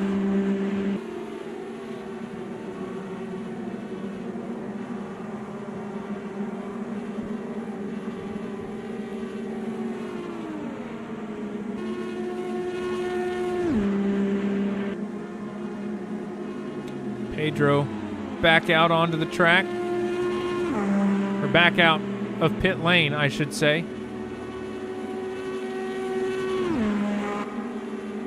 Hi-Fi and Jeff H will get around with ease. Penna Mike, however, may not have it in him to catch up, and Pedro 888 successfully jumping 2 drivers in pit lane. That is effective P3 on merit. Beautifully done from Pedro, and he is now, just as soon as we thought maybe he was out of it, put himself back into contention for this race. Pedro showing massive amounts of pace all night long. It will not take him long to catch up to your race leaders, I do not believe.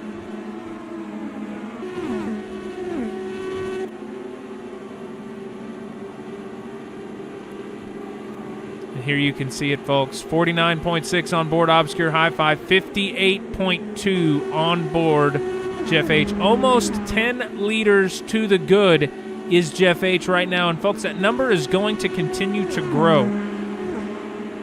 When you stay in that slipstream, you're not always using as much gas. There's not as much drag on the front of the car. It's not running into as much resistance. And you can oftentimes lift a little bit in the straights because you're carrying so much momentum from the slipstream.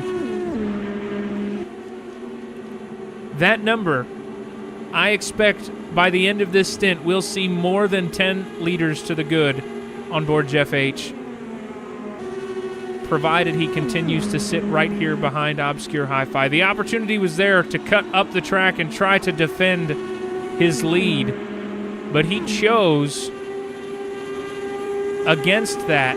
He chose to duck in behind the race leader, and that tells me all I need to know, that he is definitely on a fuel strategy here to try to make a late move.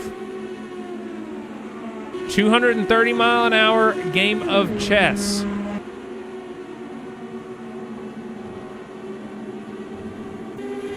Whoops.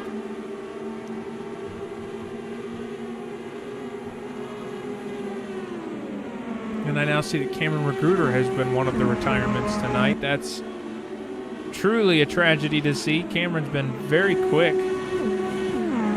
Super Goose and Something Fierce, though, split by Pedro 888, but they are not far off from one another. Super Goose involved in an early race incident that unfortunately cost him a lot of time. Almost making it 3 wide, but thought better of it. And now, Goose around Something Fierce.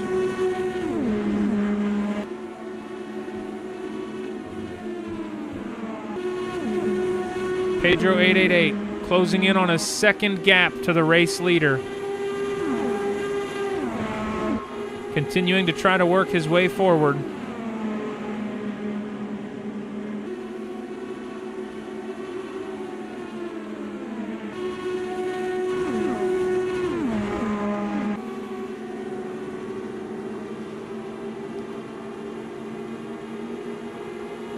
Seven tenths now.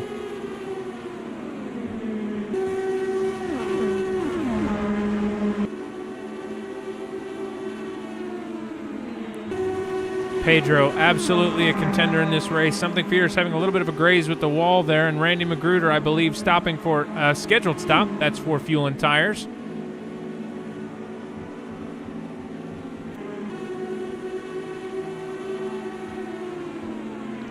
Something Fierce still trailing behind Super Goose. But now Pedro 2/10 off the race leader and just 1/10 off of Jeff H.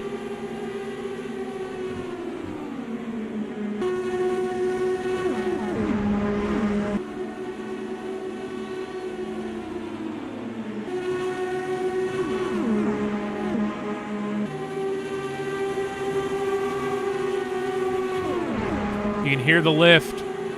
There was definitely a lift on the front straightaway. I don't know who did it, but somebody lifted off the throttle.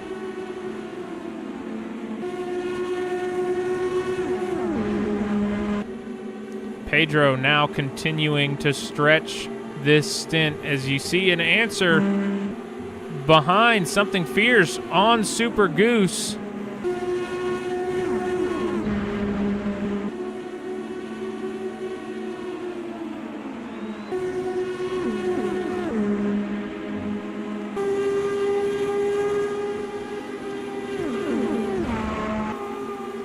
And now the top three, blanketed by 0.3 of a second.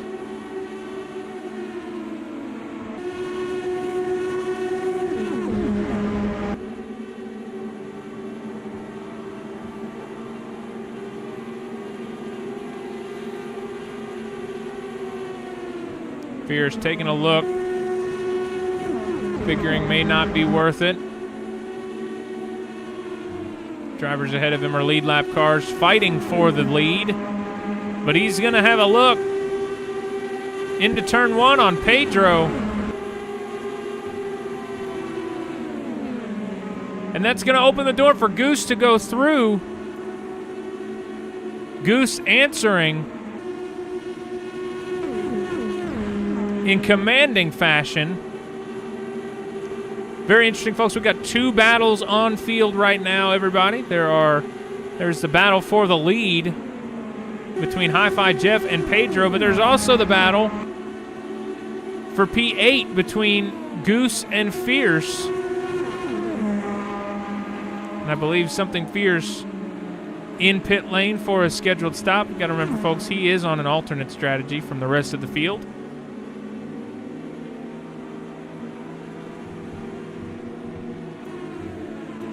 Super Goose will be able to hang out for a while.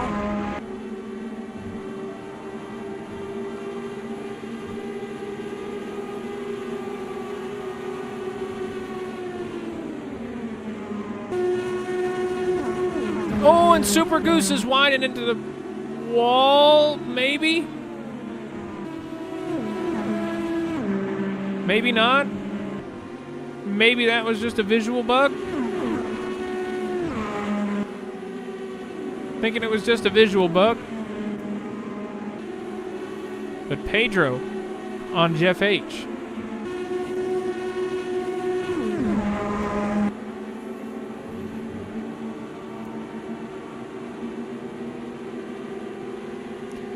Folks, the fuel deficit is now over 10 liters to pole sitter Jeff H for Obscure Hi-Fi.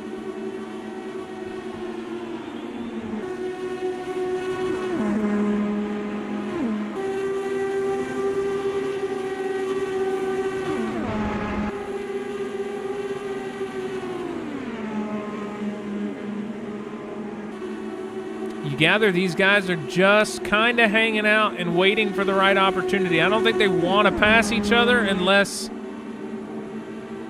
it becomes mission critical.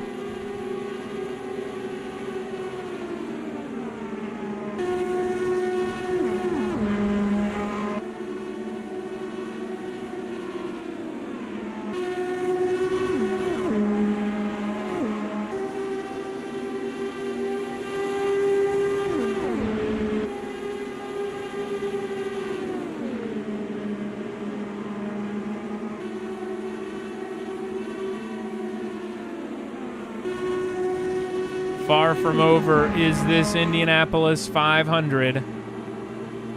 Jeff H leading early. Obscure Hi-Fi taking the lead at the end of the first stint, or I guess second stint.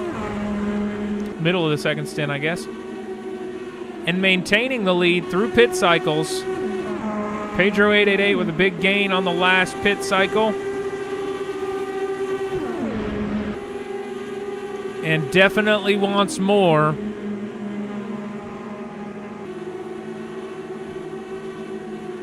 Right on board, Pedro 888.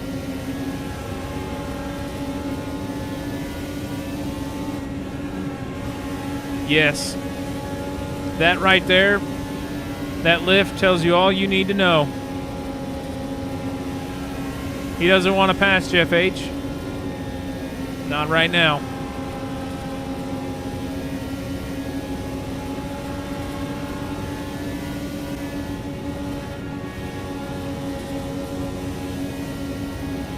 Jeff H with more of the same.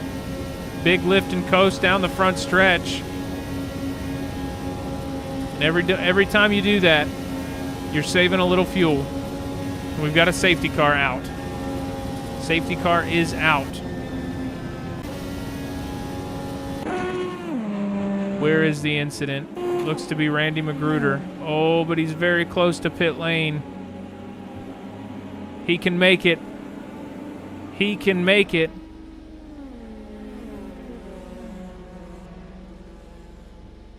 We know he can.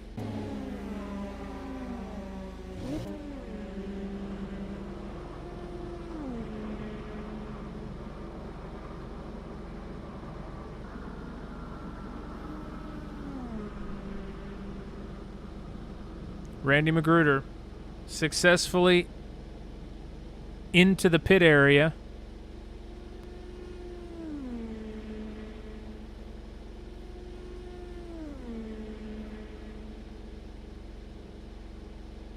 And he will make it to his box, I believe.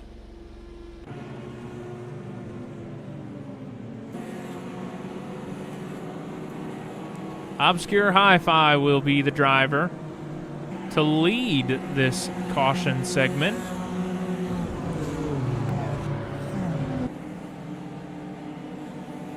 And while we're under safety car, we'd like to take a moment to thank all of ARL's sponsors: Crosby Pizza and Subs, Security Solutions, Soap, VPG, Sim Gear, and SimGrid. We appreciate everything all those guys do, from supporting us on the back end and providing practice servers for our drivers to prizes to give away to drivers. Really, those guys are what help make this league go around. Couldn't do it without them. So we really do appreciate everybody over there and all of our sponsors for what they do for us.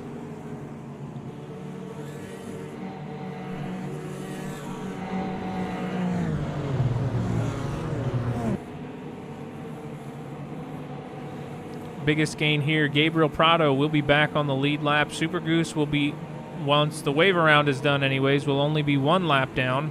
Something Fierce will be 2 laps down. Crazy Mittens 2 laps down.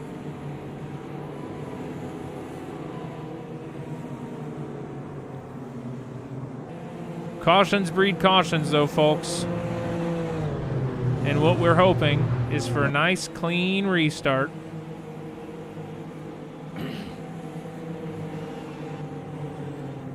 And not a lot of excitement. And your race leaders come down pit lane. Oh, I think they've collided with each other. Jeff H. hard into the concrete barrier. I think they might have connected. Very, very costly for 2 drivers that were very strong early in this race.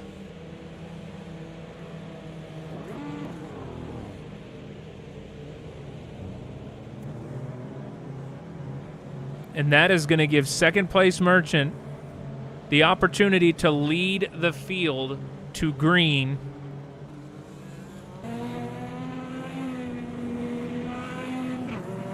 On the restart. And Daniel Costa has found his way to second place. Jeff H. and Obscure Hi-Fi both boxed for some extensive repairs. The good news is, though, folks, all is not lost. These 2 can still get back out. I'm not sure what happened. Pedro is off and away. My guess is those 2 hit each other because nobody else seemed to have super extended pit box. Pedro was in there a little longer too, but these guys seem to have had immense amounts of damage.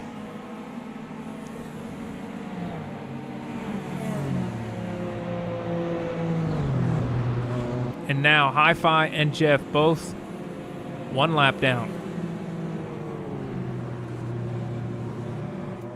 Jeff departing pit lane. Hi-Fi still sitting still. Hi-Fi now leaving pit lane. Second place Merchant leading the field. It's gotta feel good leading some laps at Indianapolis.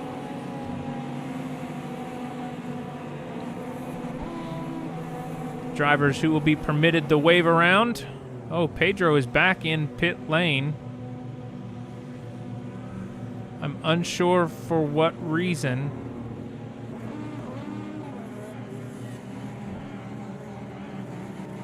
Short stop for Pedro. Drivers that will be permitted the wave around begin at Gabriel Prado and back. So P5 through 13 will be waved around the field this lap.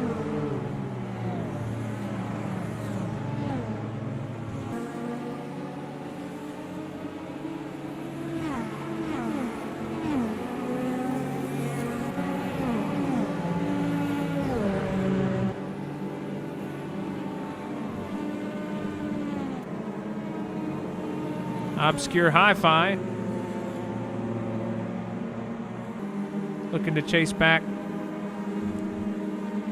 his position.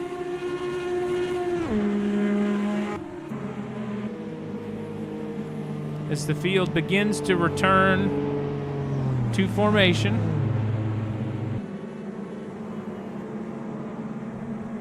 What a drive for Daniel Costa. Started this race, I believe he started this race P16. Because I didn't make it, Sam didn't make it. So I believe he started this race P16. Qualified 18, was promoted 2 positions, and is currently running second behind second place Merchant.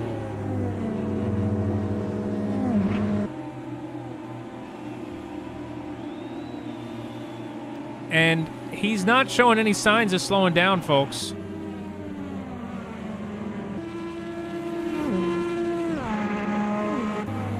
And now, second place Merchant.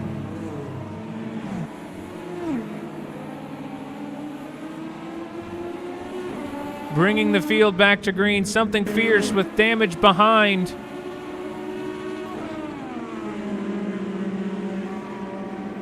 Second place Merchant leading Costa, but Costa having a look.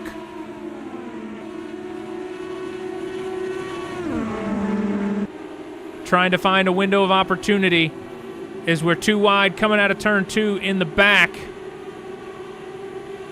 Everybody stacked up, but Merchant leading.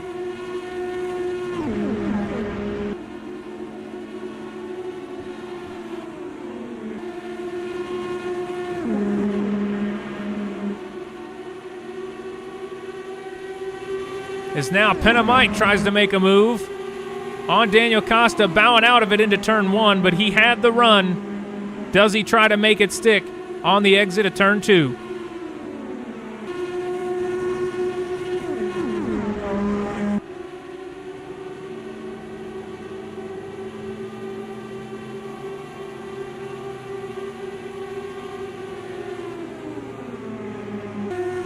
Not gonna make it stick here. As the spaces begin to grow between the drivers up front. Hi-Fi behind Jeff H. After an unfortunate incident in pit lane, Hi-Fi now lunging to the inside of Jeff H. They're side by side down the front stretch. Jeff H yields a position to Hi-Fi, and we continue on. I believe we have lost something fierce. Now the field down to 11.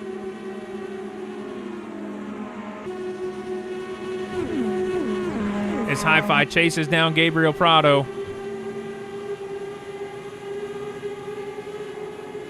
Not sure why there are back markers mixed into the middle of the field here. Maybe they've gotten around some of the lead lap cars on the restart. I don't know.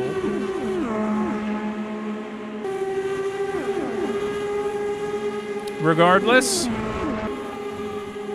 Racing continues, and Daniel Costa now to the lead of the Indianapolis 500 as we have crossed the halfway point.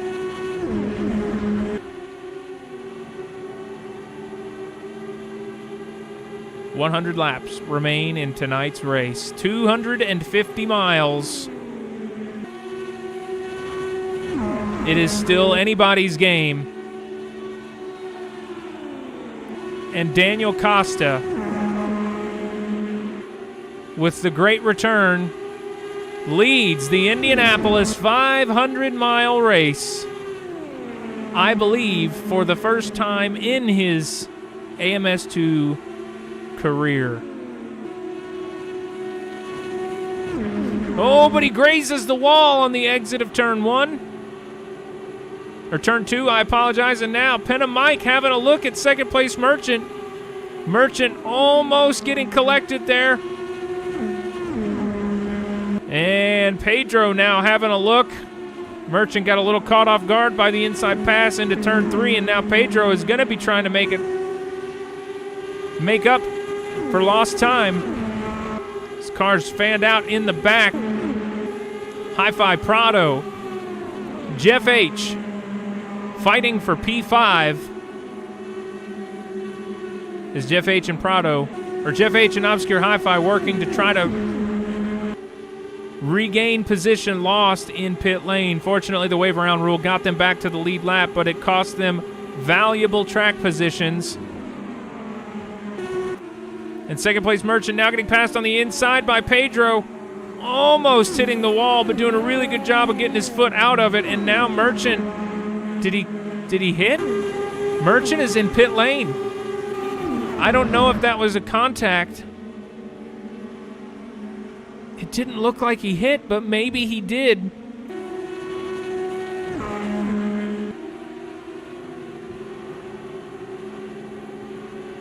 In the back of the frame, we saw your pole sitter and Obscure Hi-Fi. Both drivers were leading the field when the safety car came out, and we've lost another one. Unsure of who that was. Mataz, we're down to 10. 96 laps to go here at Indianapolis.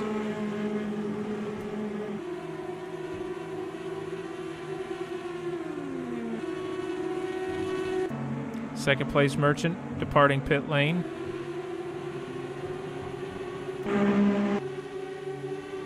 The field weaving violently down the back straightaway. We've got Ditt making a move on the inside. Shoulder check with Gabriel Prado. And he is around. I don't know if that's going to bring out a safety car.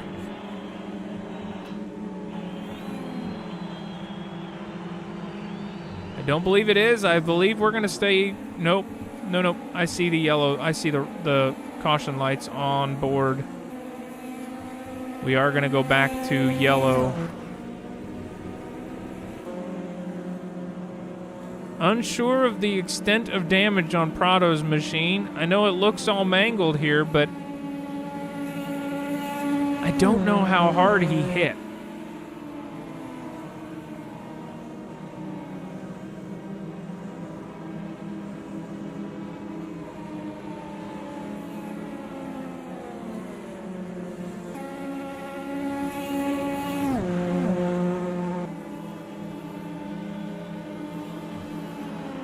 Don't see him making the move into pit lane, so I'm gonna say he probably is fine.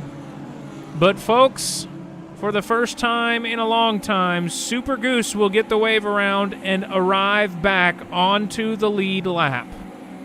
Behind him will be second place Merchant, and Crazy Mittens will just be one lap down from the rest of the grid at the conclusion of this safety car period.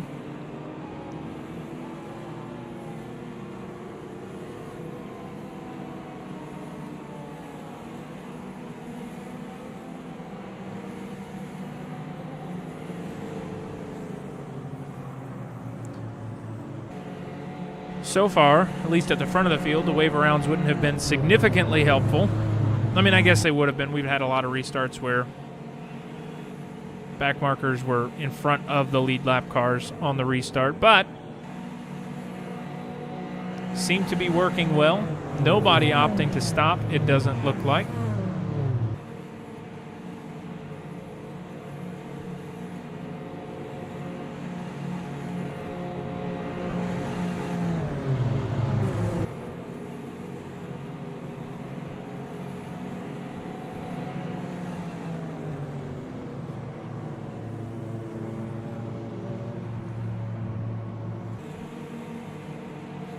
Costa continues to lead the safety car, and he will be the one to lead the field to green.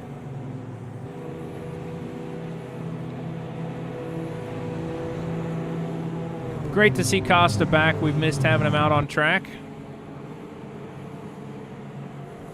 That dude has got immense amount of pace, and we've missed him on Tuesday nights.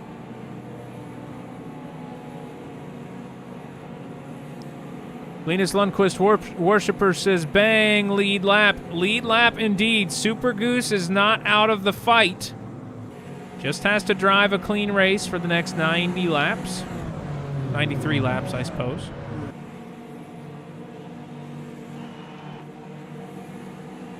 We always talk about it in our drivers' meetings. I always tell people it's a long race. A lot can happen. And Costa boxing, as well as a lot of your race leaders. Oh, Costa faked him. Costa made it look like he was going to box, and everybody behind him stopped. I don't know if that was his intention, but very sneaky from Daniel Costa.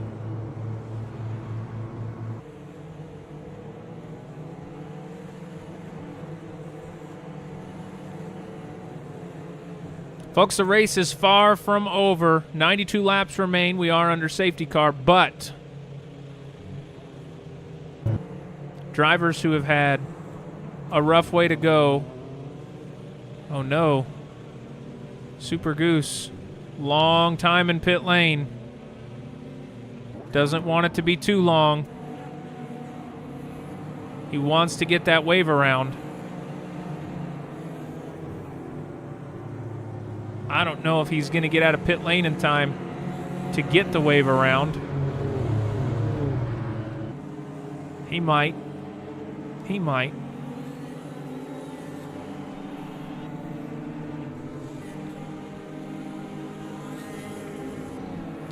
I have no idea what's happening now. Now Costa's pitting.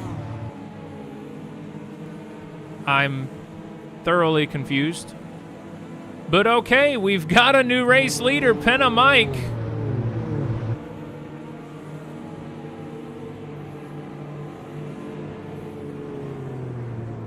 Pedro and Costa both pitting weirdly off strategy, I think. Costa fixing some suspension damage, I presume. And Hi-Fi and Jeff H have found their way back to the lead of the field, or to the front of the field. They're not leading it just yet.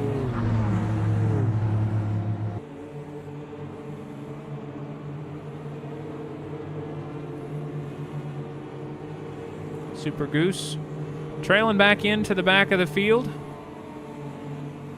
And when the safety car returns to pit lane, he will get waved around, and he will be back on the lead lap, just behind second place Merchant.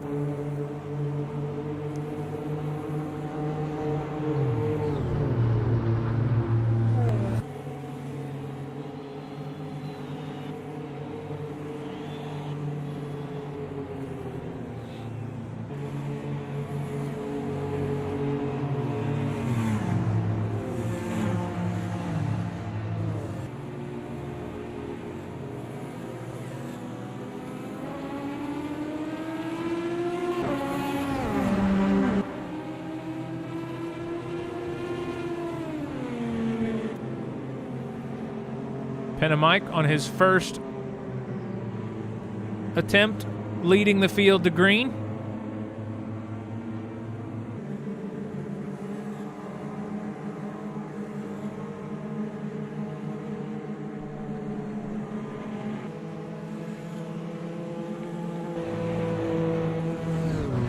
90 laps remain here at tonight's Indianapolis 500.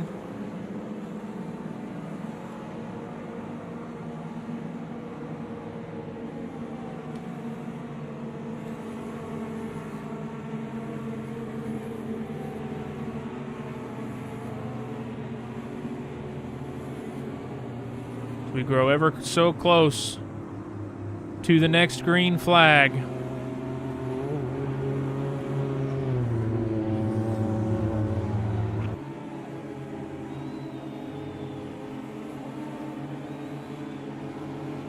Around turn 4, Penamike will have the opportunity to lead the field to the green within the restart zone.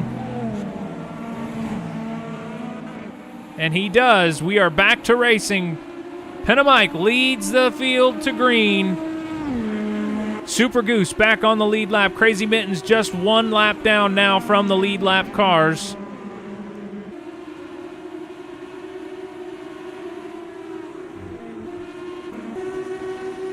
Jeff H. behind Obscure Hi-Fi. Pedro behind them. Second place Merchant chasing down Daniel Costa. And Super Goose seems to be mired in backmarking traffic. Unfortunate draw for Super Goose, but back on the lead lap, and I assure you he is happy to be there. Gabriel Prado facing pressure from Daniel Costa. Who's going to yield? Prado bows out of it, goes down to the inside. Costa back up to P5. Prepares to chase down Pedro 888. Folks, I know not a lot about a lot of people, but I know Daniel Costa is not typically a strategy driver. He is a go-fast driver. Costa's not thinking, how can I save fuels? How can I shorten my fuel fill on a stop? How can I protect my tires? No. Costa is up and into the wall.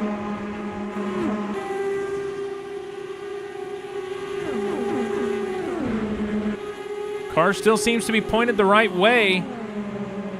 Oh, definitely some damage on board. Washes wide again and into the concrete. Good avoidance from Dit there, and Costa, who had a fantastic run early, down onto the shoulder for repairs. Penamike continuing to lead the field.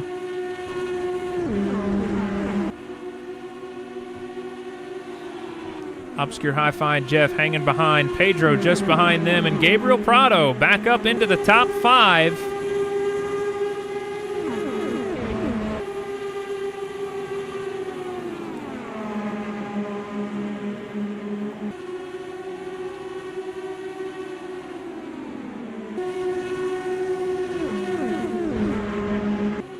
Got a nice pack. 6 deep up at the front of this field. Pretty much all of your lead lap cars in a nice fine line right up at the front of the field.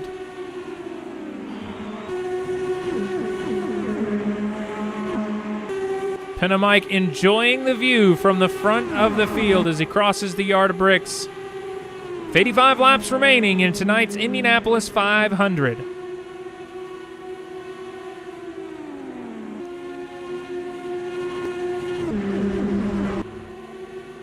Folks, I don't think these camera angles do justice to just how fast these cars really are moving. And we've got another safety car. Dit up into the wall. I feel like he was driving out all by himself there. I'm not sure what transpired. It's great for Crazy Mittens. That puts him back on the lead lap. Costa will get one of his laps back from damage, but Dit very well may be trapped. I don't know that, and there it is, the retirement to pit lane.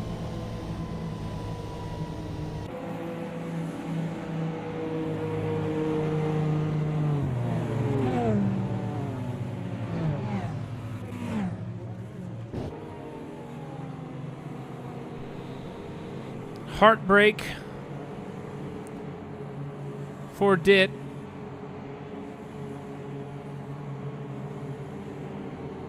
great pace in the warm-up session, but unfortunately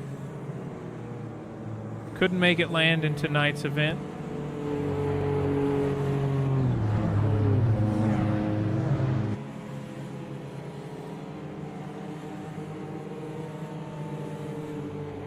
The attrition rate is high. 84 laps remain.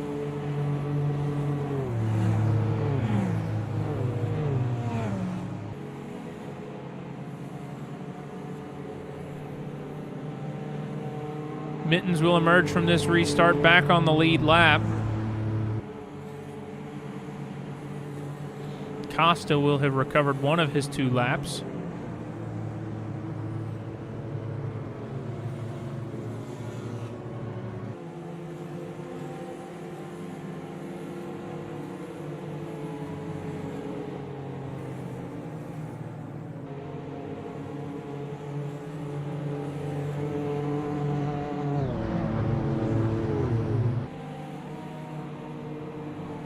Mike. Not a lot of fuel on board that machine.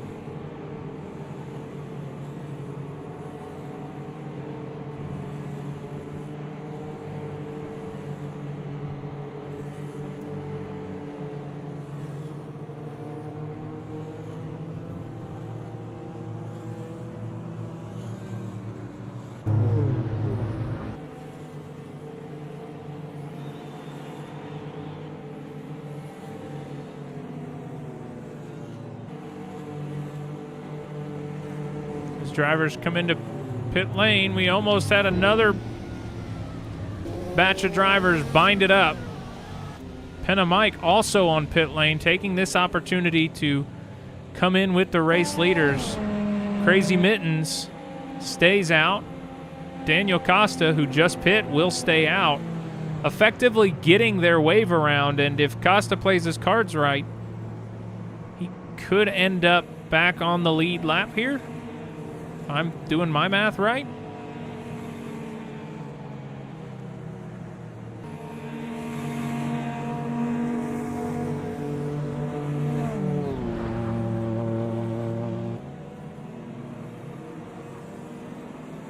No, he will not end up back on the lead lap.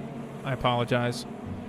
But Hi-Fi with the big gains on pit lane leads Mike out of the pit stop sequence. Jeff H will take 3rd and Super Goose back up to 4th. This time with no traffic between him and Jeff H. Pedro will be P5, or 2nd place Merchant P5 out of pit lane. Sorry, Pedro will be 6th out of pit lane.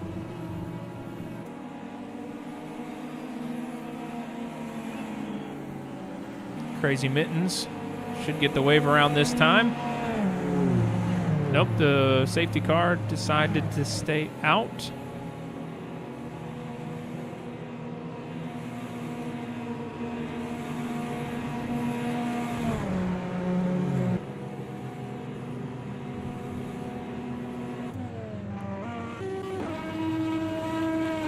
Gabriel Prado in the 7-Eleven machine, a little bit mangled, but making it work.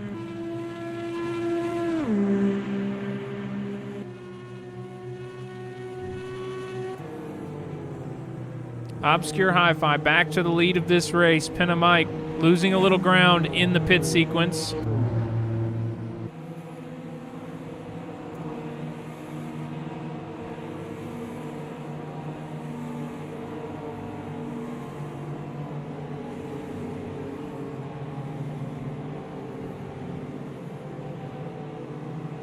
And now, everybody but Daniel Costa will be on the lead lap.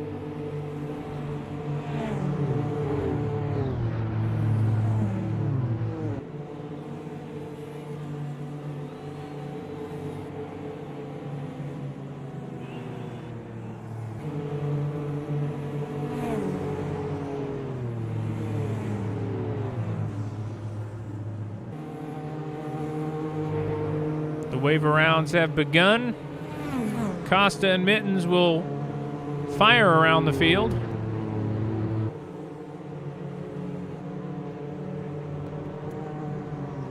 And Hi-Fi prepares to lead the field to green.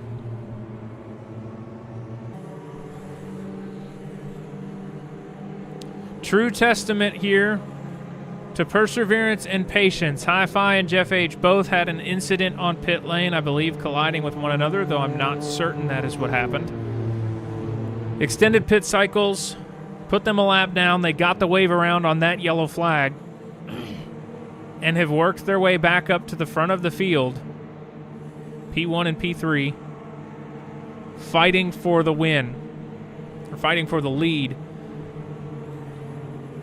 Be 79 laps when we cross the yard of bricks to resume this event. Super Goose in tow for Jeff H.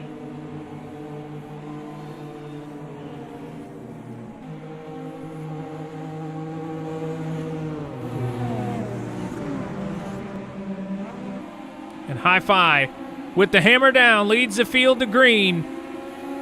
Pedro popping out behind, trying to make a move on second place Merchant, not going to get it done.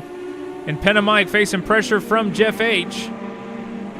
But only just now trying to tuck into the slipstream of Obscure Hi-Fi ahead and make something happen. The top 5 all within 0.6 of a second.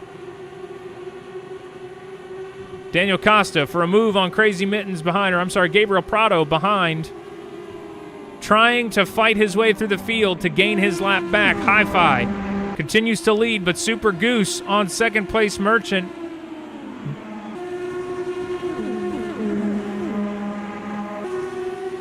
And Prado dives into pit lane.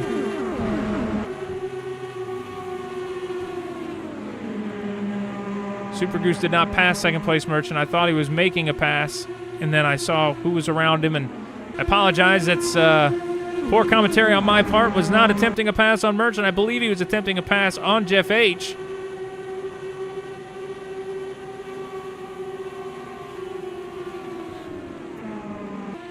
Hi-Fi leading the field. Penamike, though, really trying to find an opportunity here through turn 4. He's going to have a great run on the front stretch.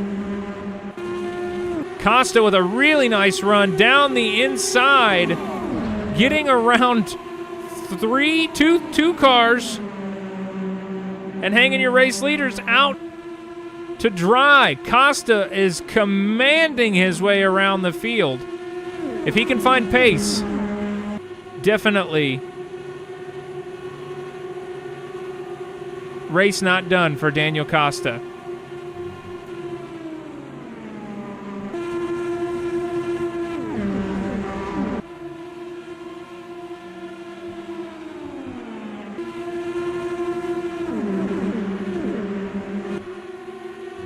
We've had another retirement. Oh, no, we didn't. No, we didn't. I apologize. Obscure Hi-Fi still leads. Penamike trailing just behind. And Daniel Costa scything through the field with authority.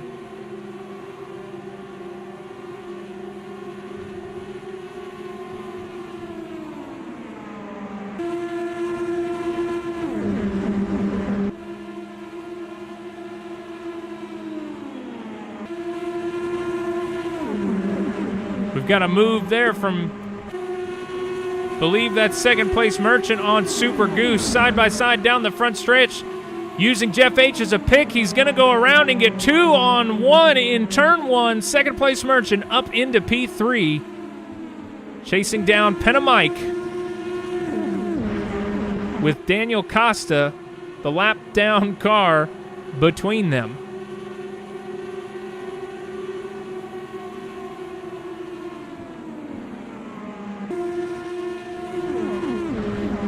Merchant being patient, timing his passing, trying to find the right window.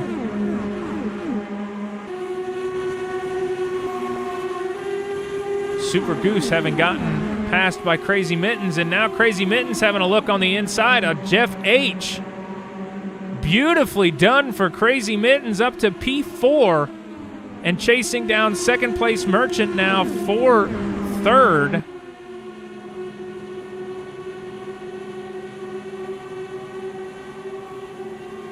And he's going to get it done on Merchant. Crazy Mittens up to P3. Merchant right up on the attenuator, though, through the back short chute and into turn 4. Crazy Mittens finding a nice second wind late in this race. And another big move on Daniel Costa and Penna Mike. Crazy Mittens charging to the front of the field. Now on your race leader. Crazy Mittens down the backstretch in the slipstream, side by side, around Obscure Hi-Fi. Crazy Mittens to the lead. Second place Merchant on Penna Mike. Not going to make it stick, but Crazy Mittens is going to lead the Indianapolis 500. He crosses the yard of bricks. And Penna Mike now around Obscure Hi-Fi, or trying to get around Obscure Hi-Fi on the inside of turn 1. Second place Merchant keeping his eyes on it too. Too wide through turn 2. Second place Merchant trapped up in that top lane. And Crazy Mittens is driving away from your race leader.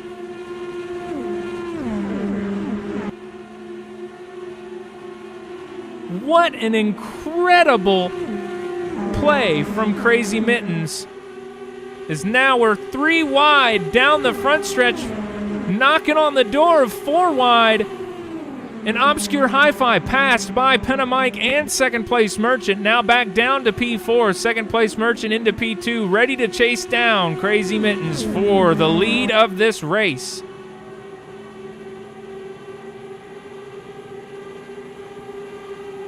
What a massive drive here in this stint. Crazy Mittens just a few, 15, 20 minutes ago probably, I'd say, 2 laps down. Now Crazy Mittens is leading the race.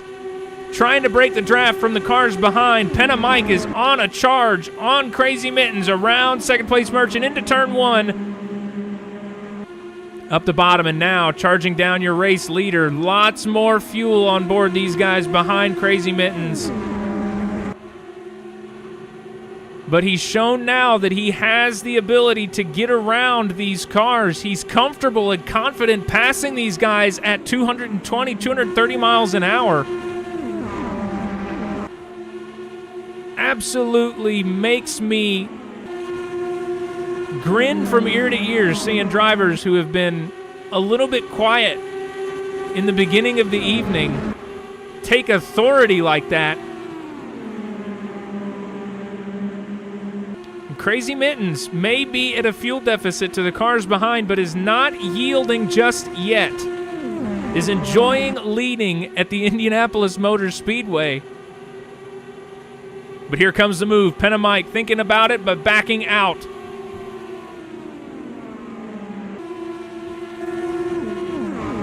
Second place Merchant now trying to put the pressure on Penna Mike.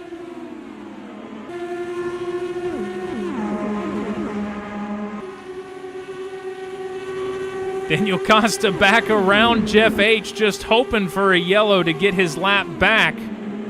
Jeff H losing ground on Penna Mike and second place Merchant. I'm sorry, that might have been Obscure Hi-Fi that Costa just jumped.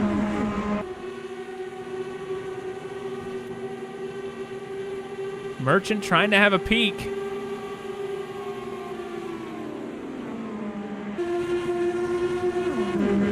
Crazy Mittens, 20-liter deficit here to the race leaders. Could be a reason these guys aren't pushing real hard.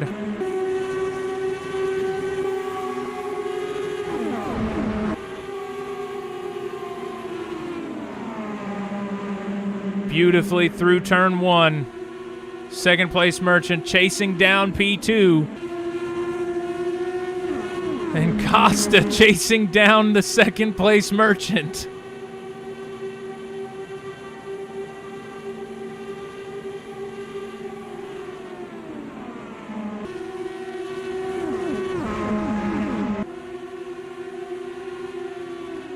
What a freaking show. Costa almost into the wall on the exit of 4, but I think he's going to be just fine. And Merchant just cannot find the right window, the right lane to get around Mike, who is now very close with a nice run out of turn 2. Mittens breaking the draft, trying to open the gap just a little bit and let it breathe.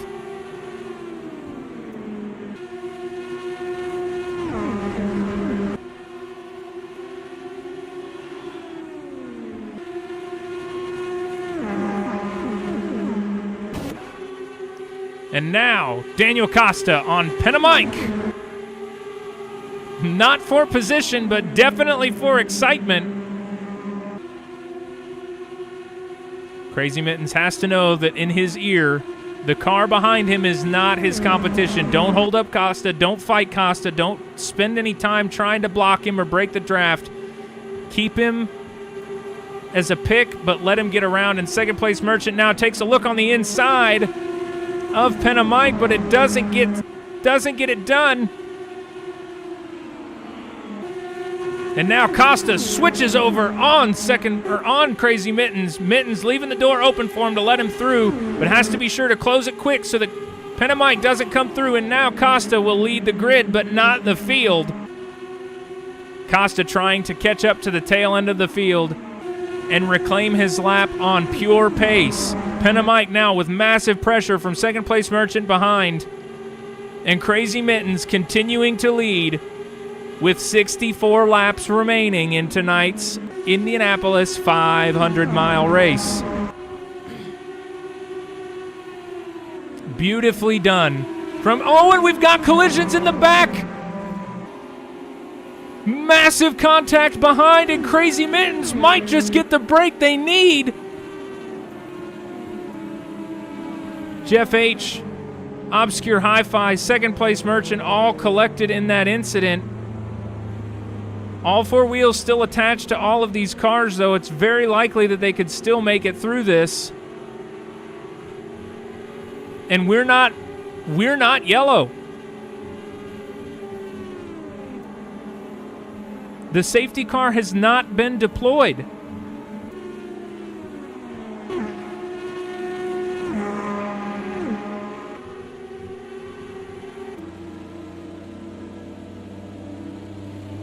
Second place Merchant trying to get the car off of the track and onto the pit entry.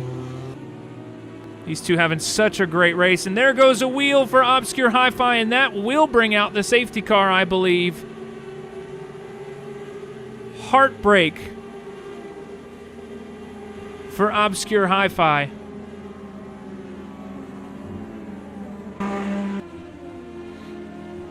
And Crazy Mittens just may get the break he wants. There's 62 laps remaining in tonight's event.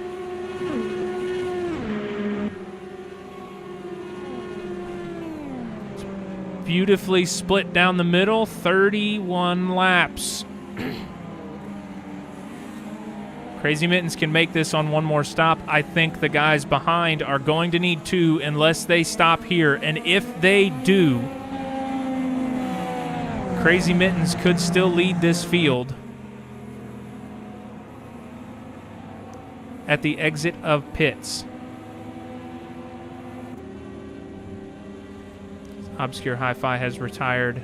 Heartbreak for... Oh, and we've got... What has happened here? Jeff H. being driven through by Super Goose. That had to be desync. Had to be desync.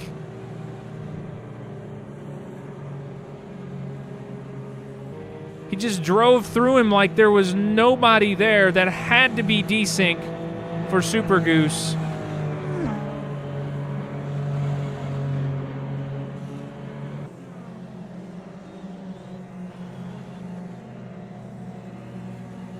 Jeff H. keeping it put together. Not giving up yet. It's a long race. Still 60 laps to go.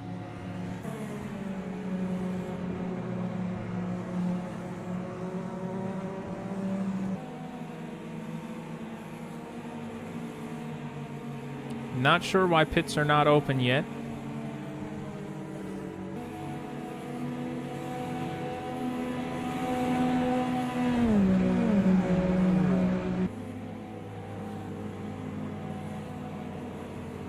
Daniel Costa will be back on the lead lap, or is back on the lead lap.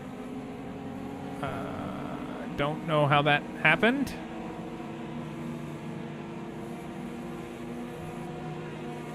It's very strange. A lot of strange things happening.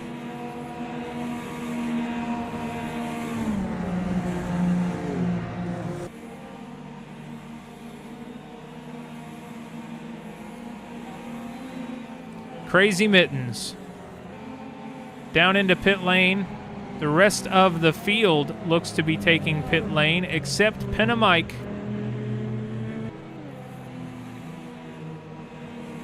Stopped due to damage. Crazy Mittens needs a great stop and a good departure.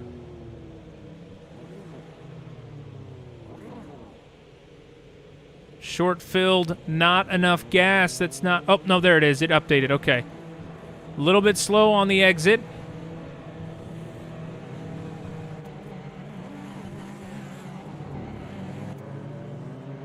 Crazy Mittens might lead the field off pit lane. No, it will be Super Goose.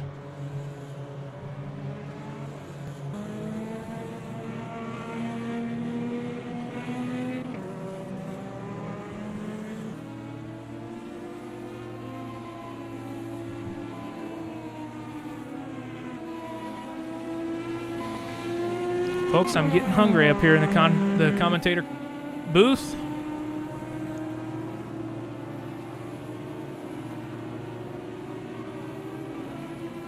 But the show must go on.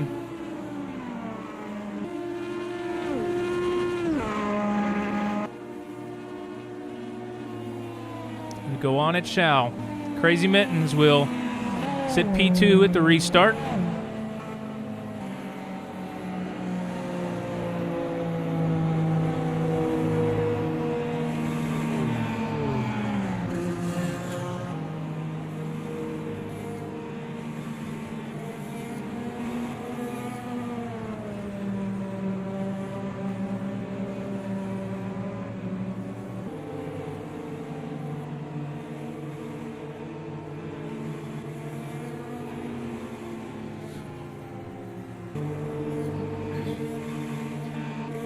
Goose is very strong on the ovals. Jeff H. still in pit lane. Absolutely devastating. I'm fairly certain that what we witnessed was desync. Obviously, you know, only both parties' footage will tell, but man, I've seen Super Goose race enough. That just seemed very abnormal.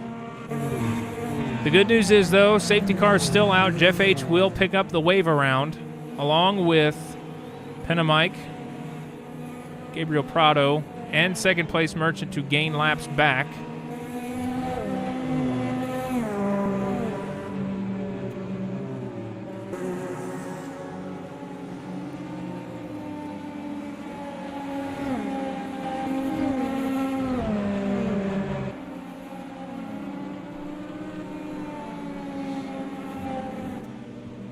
Jeff H. working to get around.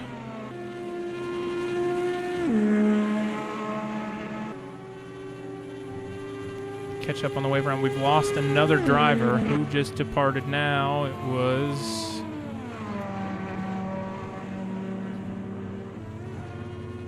who has left? Gabriel Prado. We've lost Gabriel Prado.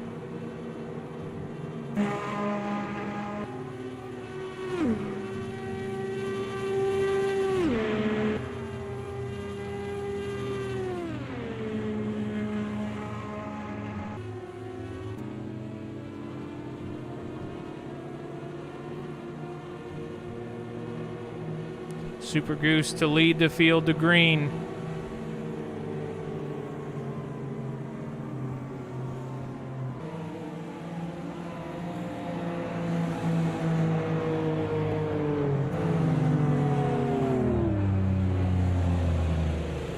Place Merchant appearing not to have enough time to catch up and get around. Sadly, he will restart a lap down.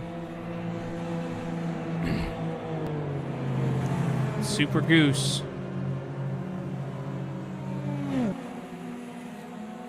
Drops the hammer, and we are green flag racing again. Crazy Mittens with pressure from Pedro behind on the restart, but Crazy Mittens doing a great job holding position on the restart. Daniel Costa back into contention for a podium in this race, potentially the win. Costa has shown incredible pace in getting through the field. Crazy Mittens had a great breath of fresh air at the front of this field, probably wants to lead it again, but Costa's going to try to get 2 and 1 down the backstretch. Penna Mike now answering to Costa, but not enough. Costa up to P3, chasing down Crazy Mittens into the entry of turn 3, back through the short chute and down into 4. What does Costa have as Super Goose opens the lead? Costa on Crazy Mittens. Mittens down. Costa's chasing down Super Goose. And now Mittens getting a little bit wide. That opens the door for Penna Mike. Crazy Mittens with a bump from behind Pedro. I'm not sure if there was any damage sustained there. I think everybody's all right. And Crazy Mittens now dropping like a ton of bricks, but Costa chasing down Goose.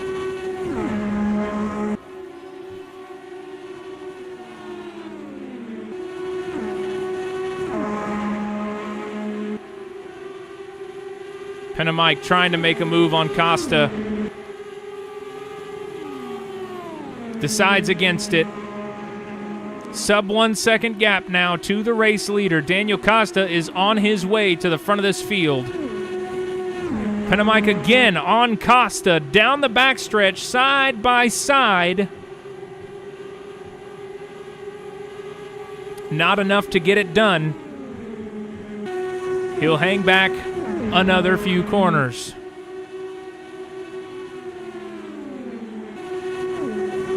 Costa with a very wide exit out of turn 4.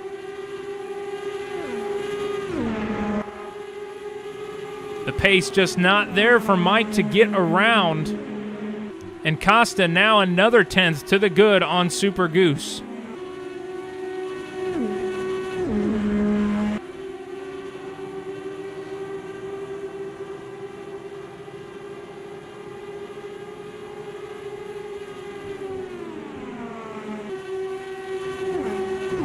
Penna Mike grazes the wall. Not enough to do any harm, I don't believe. But it gives Costa breathing room, and now Costa lap over lap, 4 tenths, and gaining lap over lap on Super Goose. It was 8 tenths into turn 1 last lap, and now we are sub 3 tenths. He is closing down the distance.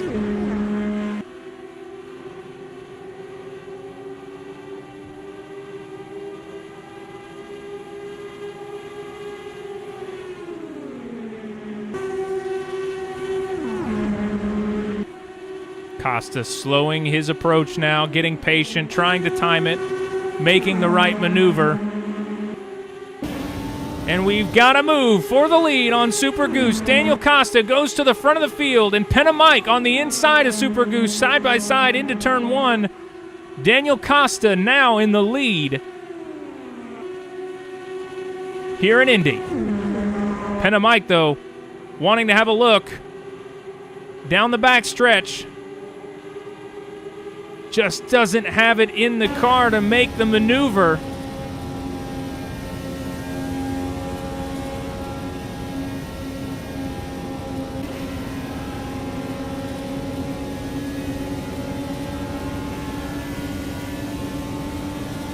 Super Goose watching the battle unfold ahead. Big lift into turn 1, trying to keep himself out of trouble, keep the car clean.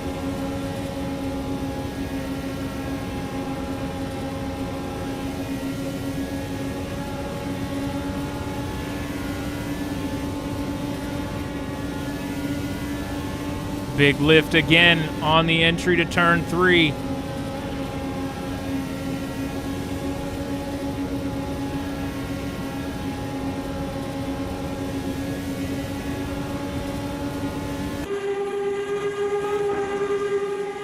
Now the move from Penamike on Daniel Costa. He's going to go up the inside, but Costa staying high, keeping his line. Penamike is around and back to the lead of the Indianapolis 500.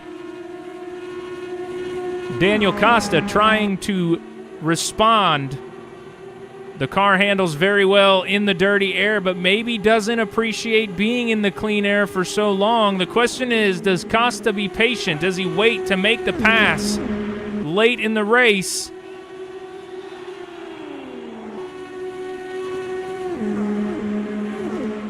"48 laps to go when we cross the yard of bricks."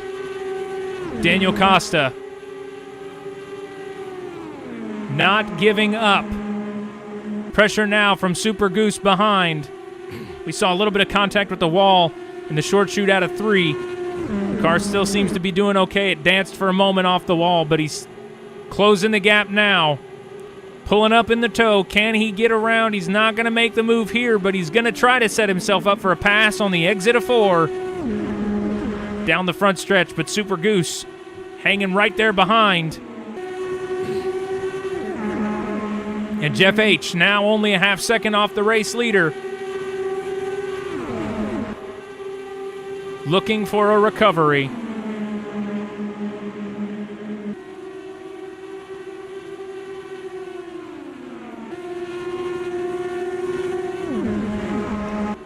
Daniel Costa lunges down to the bottom of the track. Huge head of steam on the exit of turn 2, and that is going to be the position back to Daniel Costa. Leapfrogs into the lead. But Penamike not done yet. Very close in the draft. Costa getting so close to the wall on the exit of 4.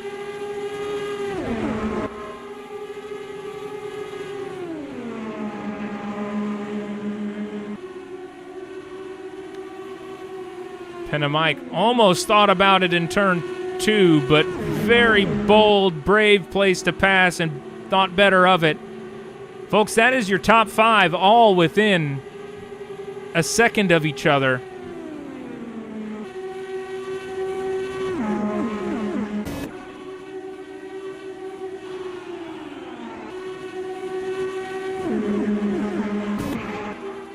And here comes Penamike back to the lead. Can he get it done into turn 1, or is Costa going to have the head of steam? Costa yields the position. Penamike back up to the lead. Costa a little bit of a step wide. Grazes the wall. Is it going to be too detrimental? Might have been square enough to not do much harm. Super Goose now trying to chase down Costa.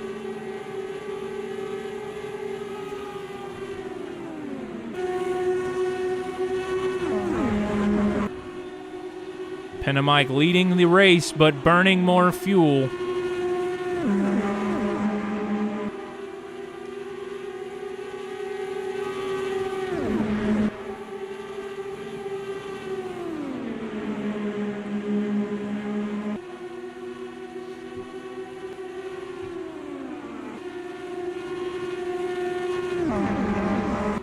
Super Goose with a run out of 2. Can't get it done on Costa, though. Costa less than a 10th now. Trying to find the approach and the attack. Wide through the exit of 3.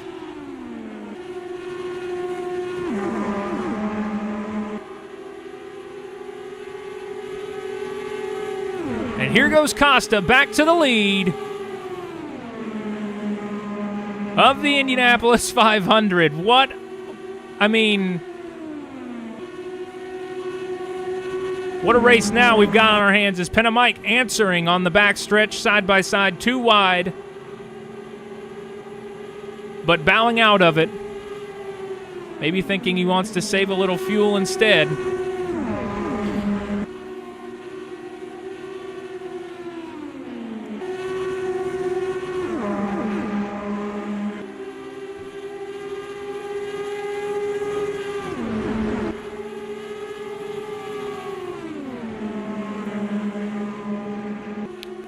I don't even know what I can say to describe the amount of focus and precision these drivers have to do what they're doing right now. the speed that you are traveling, your reaction time is terribly slow. I mean, you have to be rapidly fast because the window is so narrow. You have to have such a quick reaction. Is now Penamike on the front stretch. Can't get it done. Costa continues to lead.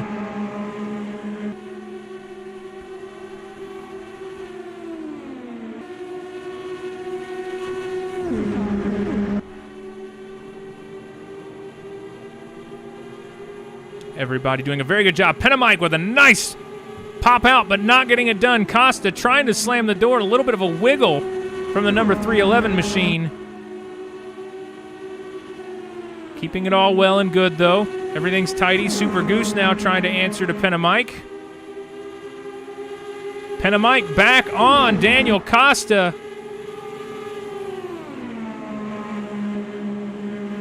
And it's going to trap Costa up high, and that's costly. Comes back down to try to defend, almost taking the front nose off of Super Goose.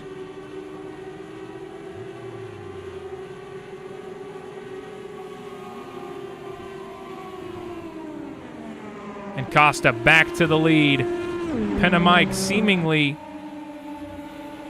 letting him through.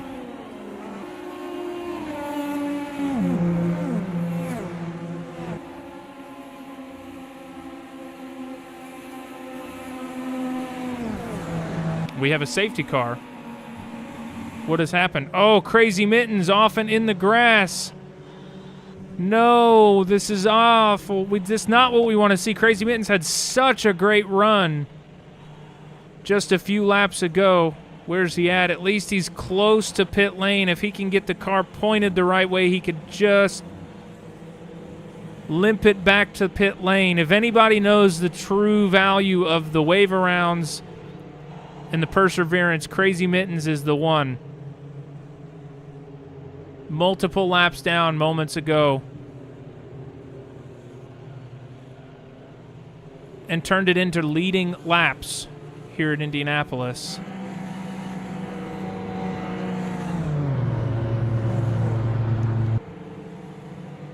Folks, with the right amount of fuel saving,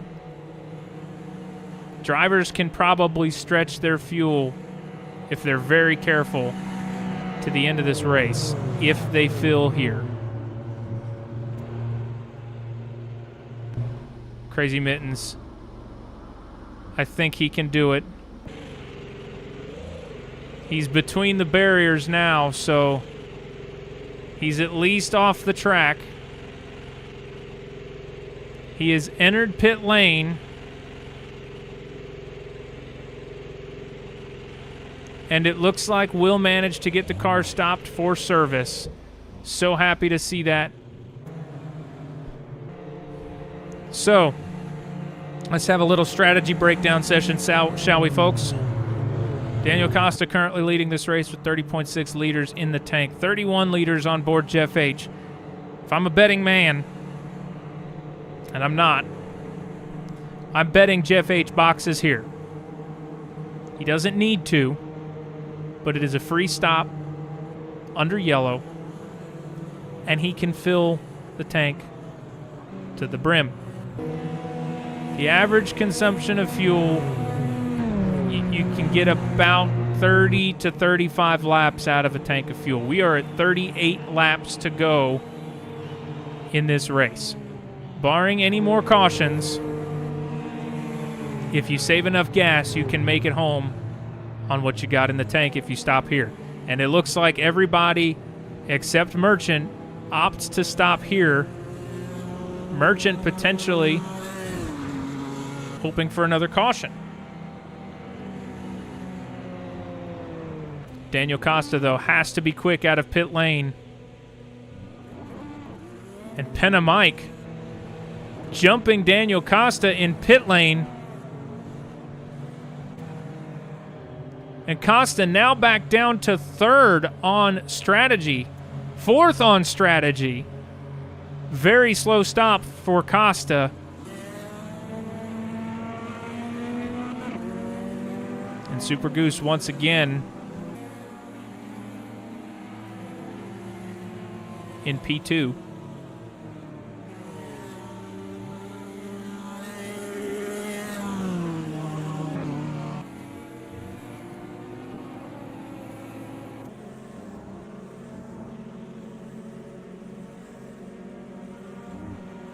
Oh no.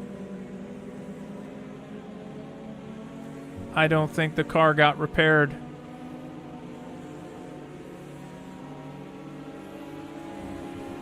Oh my, that's heartbreaking.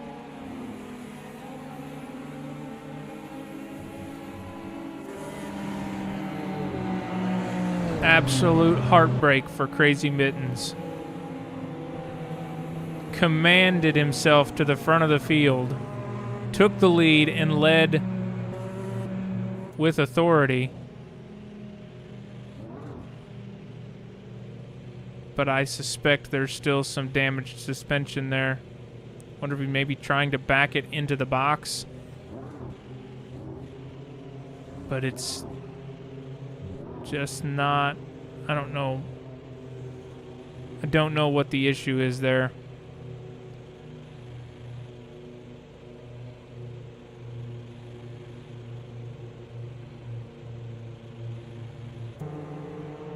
Noticed he was slow to get out of the box. I wasn't sure if that was just slipping the clutch or what, but there goes Crazy Mittens. Fantastic run up to this point, and unfortunately ending too soon.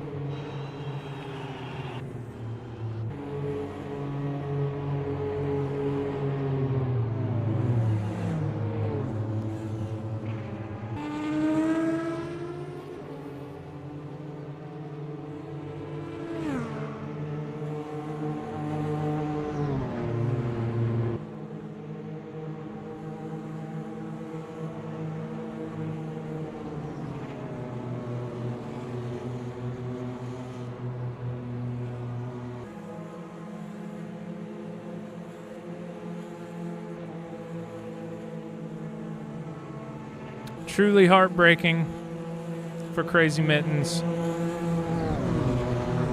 If you come back and watch the broadcast, Crazy Mittens, just know, man, that was... I could not stop grinning at that run you had. So be proud of it, man. You led races at the Indianapolis 500. You led laps at the Indianapolis 500 against some very fast front-running drivers, and you did it with a staggering amount of pace. So well done, good job.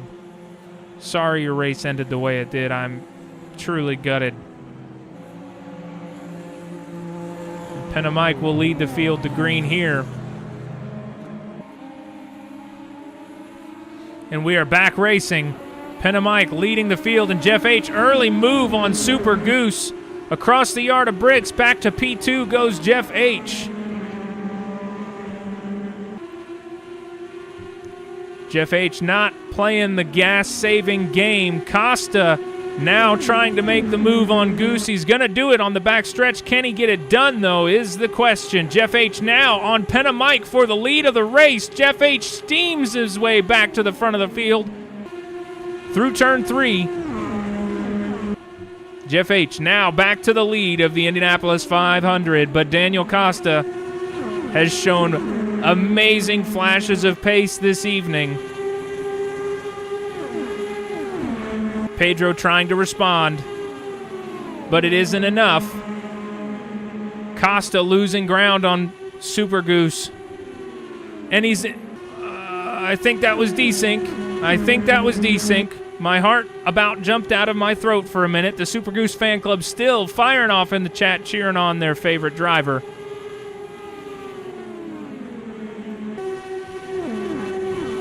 Daniel Costa trying to get back to the lead, but he's jittering around. I'm a little afraid to continue watching him, so we're going to jump to our race leader, Jeff H., we almost didn't think could do it with all the travesty and heartbreak and turmoil this race has dealt him. He's found his way back to the front, but not with wide margin. Penna Mike showing great flashes of speed. Super Goose, everybody hanging out. And folks, the critical thing here is Jeff H is absolutely burning more fuel than the rest of the field. Anybody that can make it is hoping for some amount of yellow. As now Daniel Costa on Super Goose down the front stretch up into P3, I think. Indeed, Costa back up to third place and chasing down Pinup Mike, I believe. Frightening to watch. Pinup Mike now on Jeff H. Jeff H giving the spot to Mike.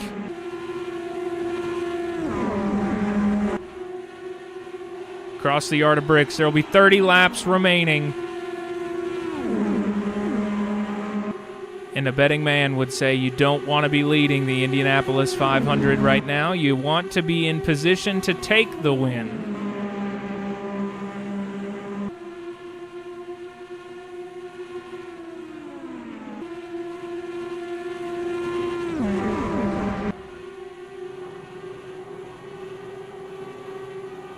Penna Mike trying to defend.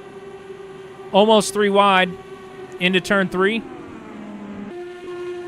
But Costa and Jeff H staying tighty.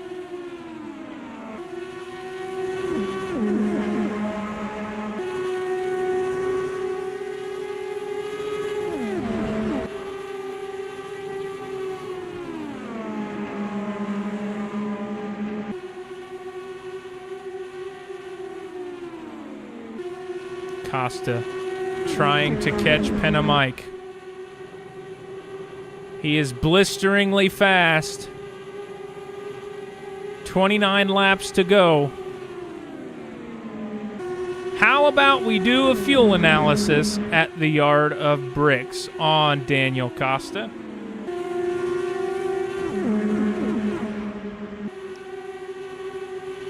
Across the line, he is at, we'll call it 55 even.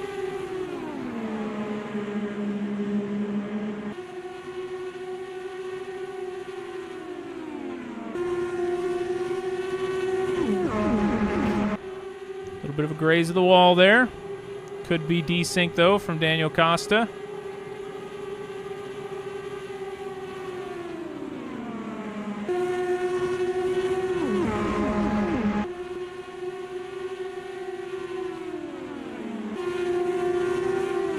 And across the line here, Costa leads, and he'll be across the line. We're going to call it 52.8. 2.2 liters of fuel per lap in the traffic. By my math, folks.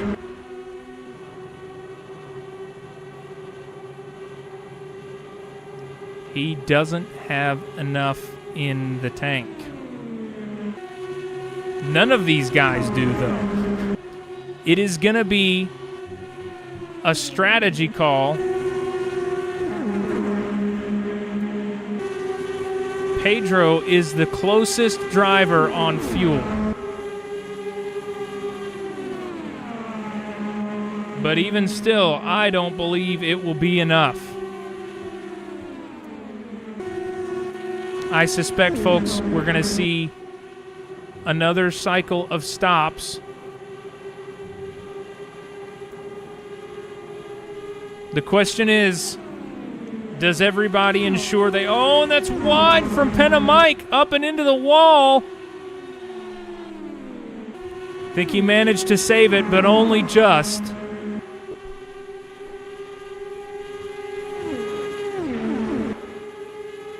"25 laps remain. Drivers are going to have to start thinking fuel. They're going to need to make big numbers, and right now,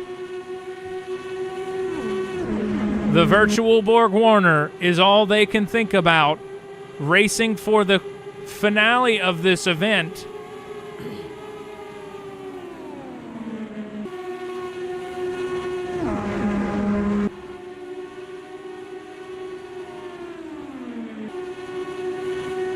Costa crosses the line, and he will bring us to 25 laps, 24 laps remaining.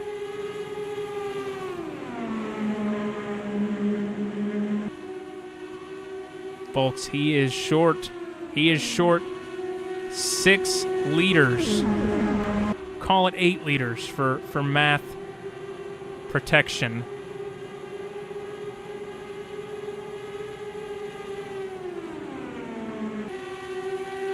Oh, and he's up and into the wall. He's up and into the wall. That's a broken toe link for Daniel Costa, and that is going to open the door for Penna Mike. And Costa is going to be trapped out of pit lane. Massive damage, and Costa may be out of the event. Penna Mike now fires to the lead.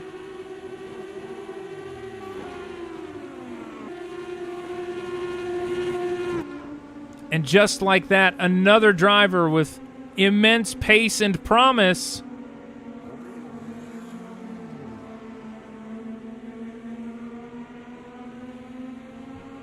is down pit lane with damage. I imagine he is very close to his box, though. I believe he's in his box now. Penna Mike now, pressure from Jeff H. Jeff H. wants to win this race.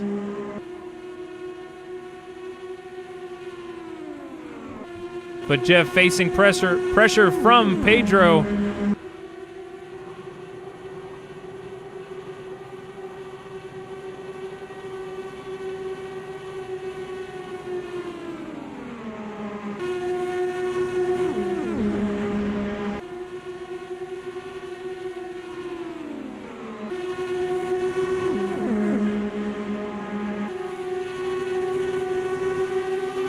The fastest game of cat and mouse. Who wants to lead and who wants to follow?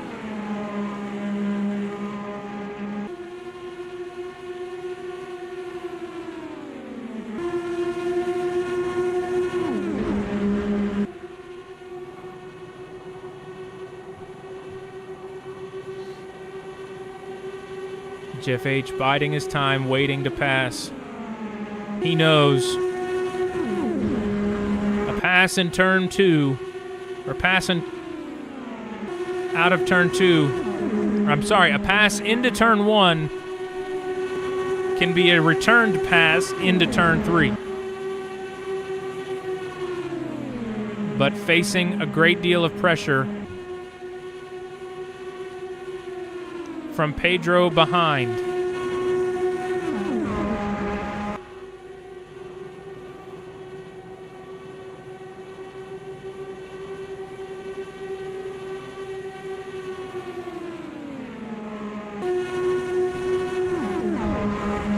Oh, and Jeff H. almost up and into the wall. So we ride on board with Super Goose and observe the battle happening in front as Super Goose saving fuel, 19 laps to go.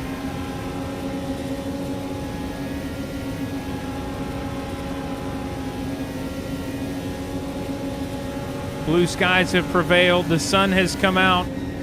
Indianapolis is shining. Super Goose really nursing that throttle pedal.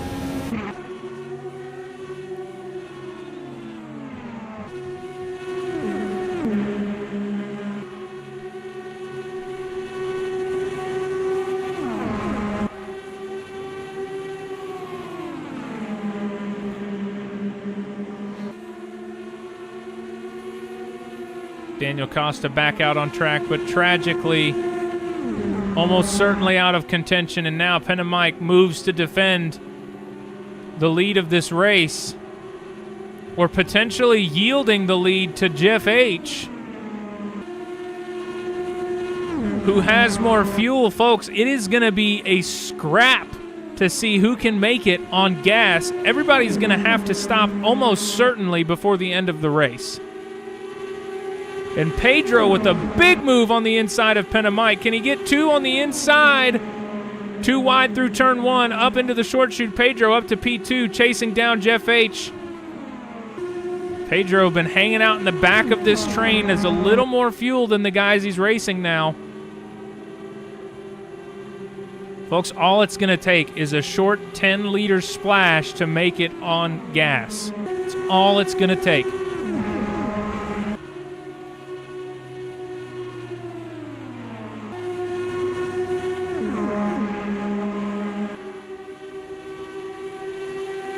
Second place Merchant now retired from this race.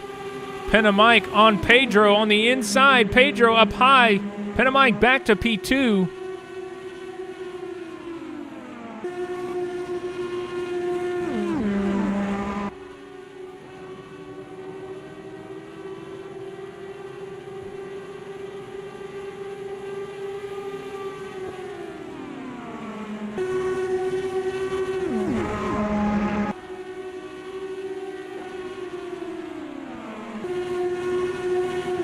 Folks, I don't know who I expect to come out victorious here.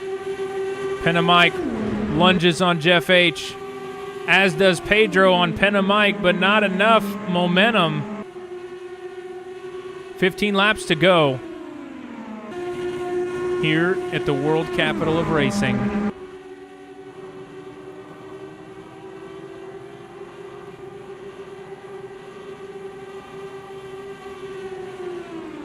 What a great drive from Penamike.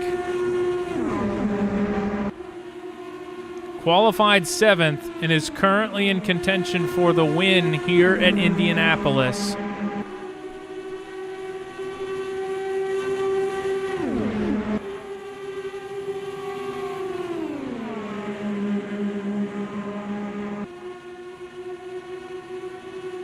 And Pedro still showing a lot of pace. Super Goose right there. This is a four-way battle for the win of this race, but folks, all of these drivers, I suspect, are going to need to stop for fuel. Just a touch, just a splash.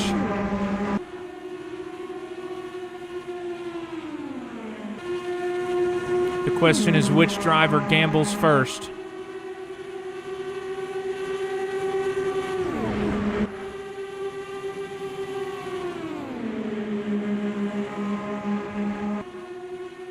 Jeff H. leading the field, 13 to go.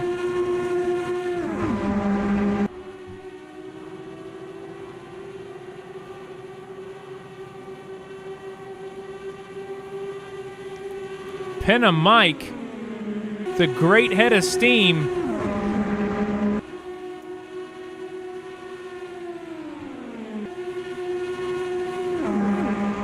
Jeff H's fuel advantage is dwindling.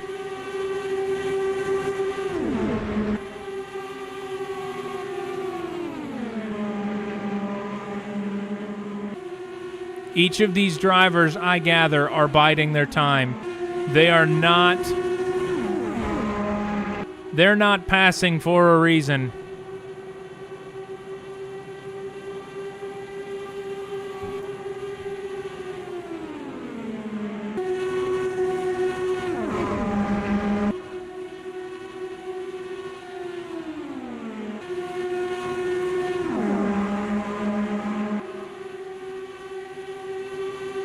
And now Penamike side by side with Jeff H. into turn one. Not going to stick.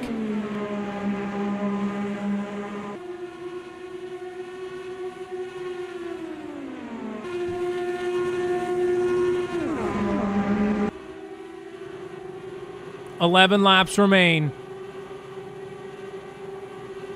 Penamike on Jeff H. Not enough here.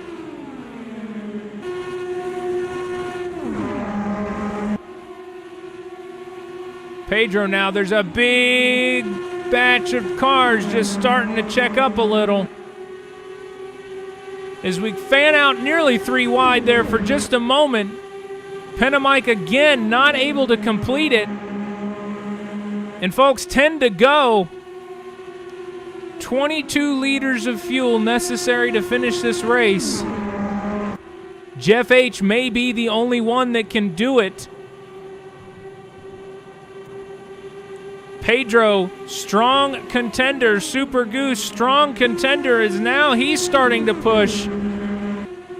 Pedro falling back, but Penna Mike is going to have to save some serious fuel if he wants to make it to the end of this and have a chance at making the move stick on Jeff H.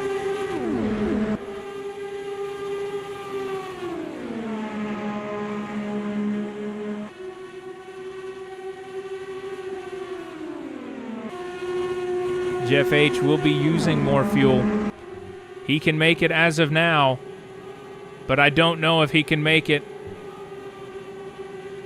if he continues to lead the pack. But Jeff H not wanting to yield that spot at all. And Penna Mike facing massive pressure from Super Goose. Super Goose, one of the few drivers that might be able to cross the line with just enough gas. 8 laps to go, and Pedro around Super Goose on the inside. Super Goose answering, not quite, through the short chute down into turn 2.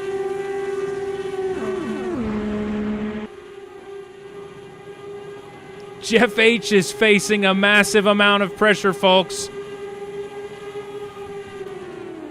And Penna Mike not letting up at all, but I don't think he can do it on gas. He's gonna have to stop. The question is, can Jeff H do it on gas?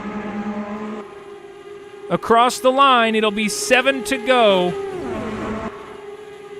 Jeff H still just to the good. Penna Mike not quite there.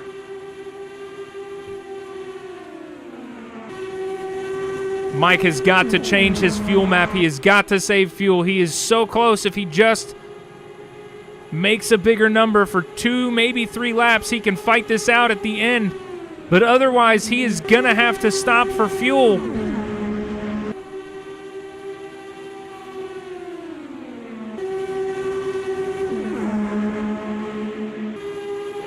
Pedro now on the inside of Super Goose.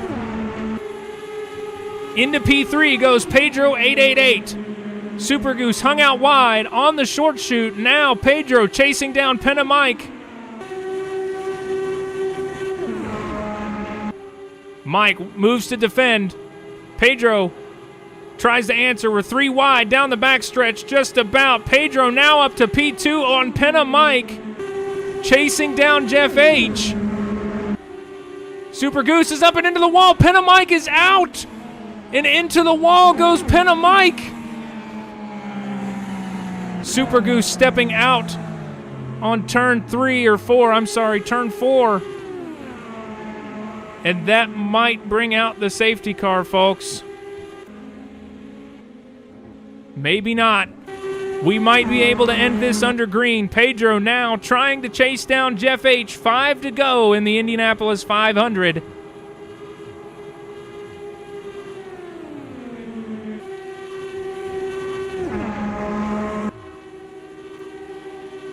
Pedro, much more comfortable on fuel.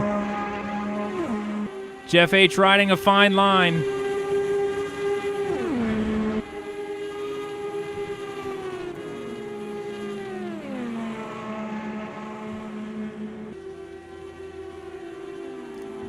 Super Goose seeming to dance around the track here a little. I wonder if there's some damage from the contact with Mike.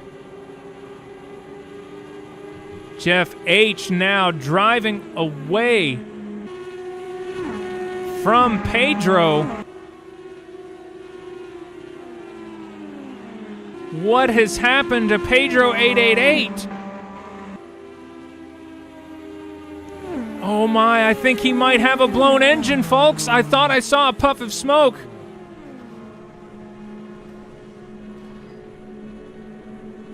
And that will bring out the final safety car of the evening, I believe. And end the field under yellow. Not how I wanted to end this race.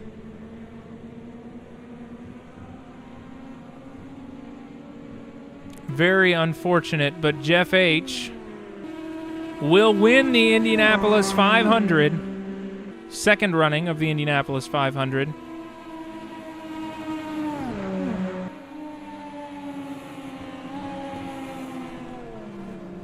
And I believe Pedro has blown the motor on that machine.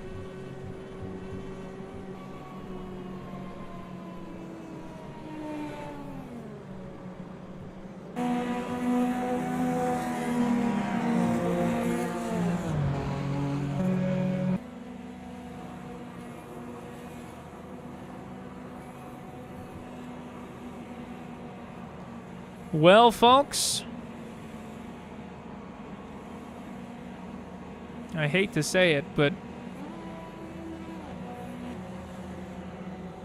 I do believe, unless something crazy happens,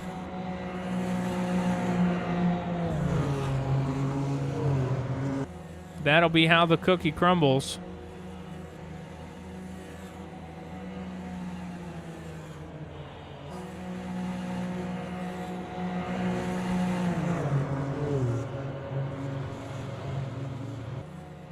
Absolute heartbreak for Pedro. I genuinely think there was a shot to win the race in that car.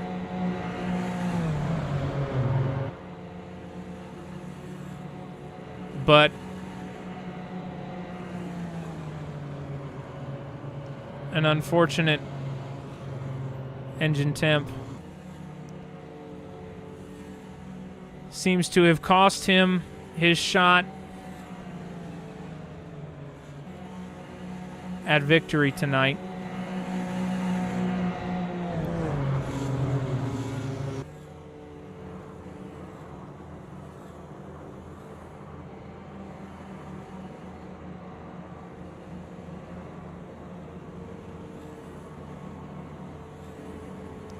We come down the back straight under yellow for our final lap of the second running of the Indianapolis 500. Presented by America's Racing League. Not how we wanted to end tonight's event. But unfortunately, I can't control when the safety car comes out. And thus, Jeff H. is your 2026 Indianapolis 500 champion.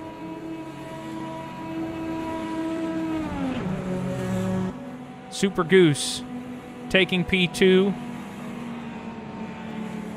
Penamike will be provisional P3. Costa will be P4.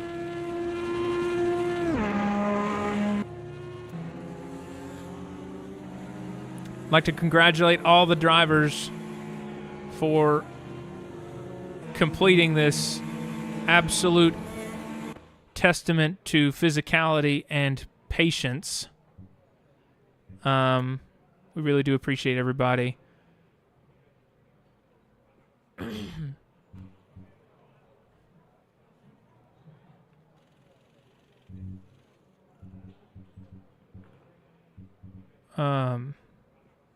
What a drive. What a drive. I'm impressed. I've got so much mixed emotion. Obviously I wanted to be racing. But then, of course, I couldn't. So, then, you know, I'm starting to cheer on all these guys, and they have bad races, and it's truly,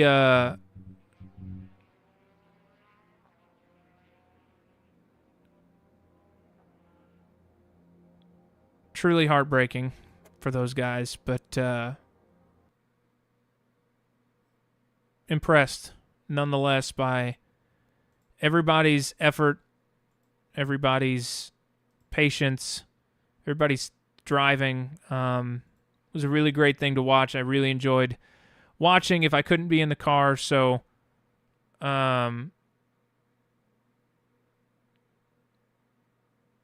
just an absolute great drive from all involved. And massive congratulations to Jeff H. again. Massive congratulations to all the drivers for completing it. And thank you all for tuning in and watching. Sorry it didn't go the way I'd hoped. Sorry it didn't end the way we hoped. Not that I have a problem with Jeff H. winning. I would rather we have ended under a green flag so we could have had a shootout at the end. But heartbreak and tragedy for Pedro 888. That's going to be all for me this evening. Thank you so much for tuning in and hanging out. We'll be back on Monday for some more trackside adventure or something. I don't know what we're doing, but we'll find out. Thanks again, everybody. Take care, and I will see you guys on Monday. Good night, guys.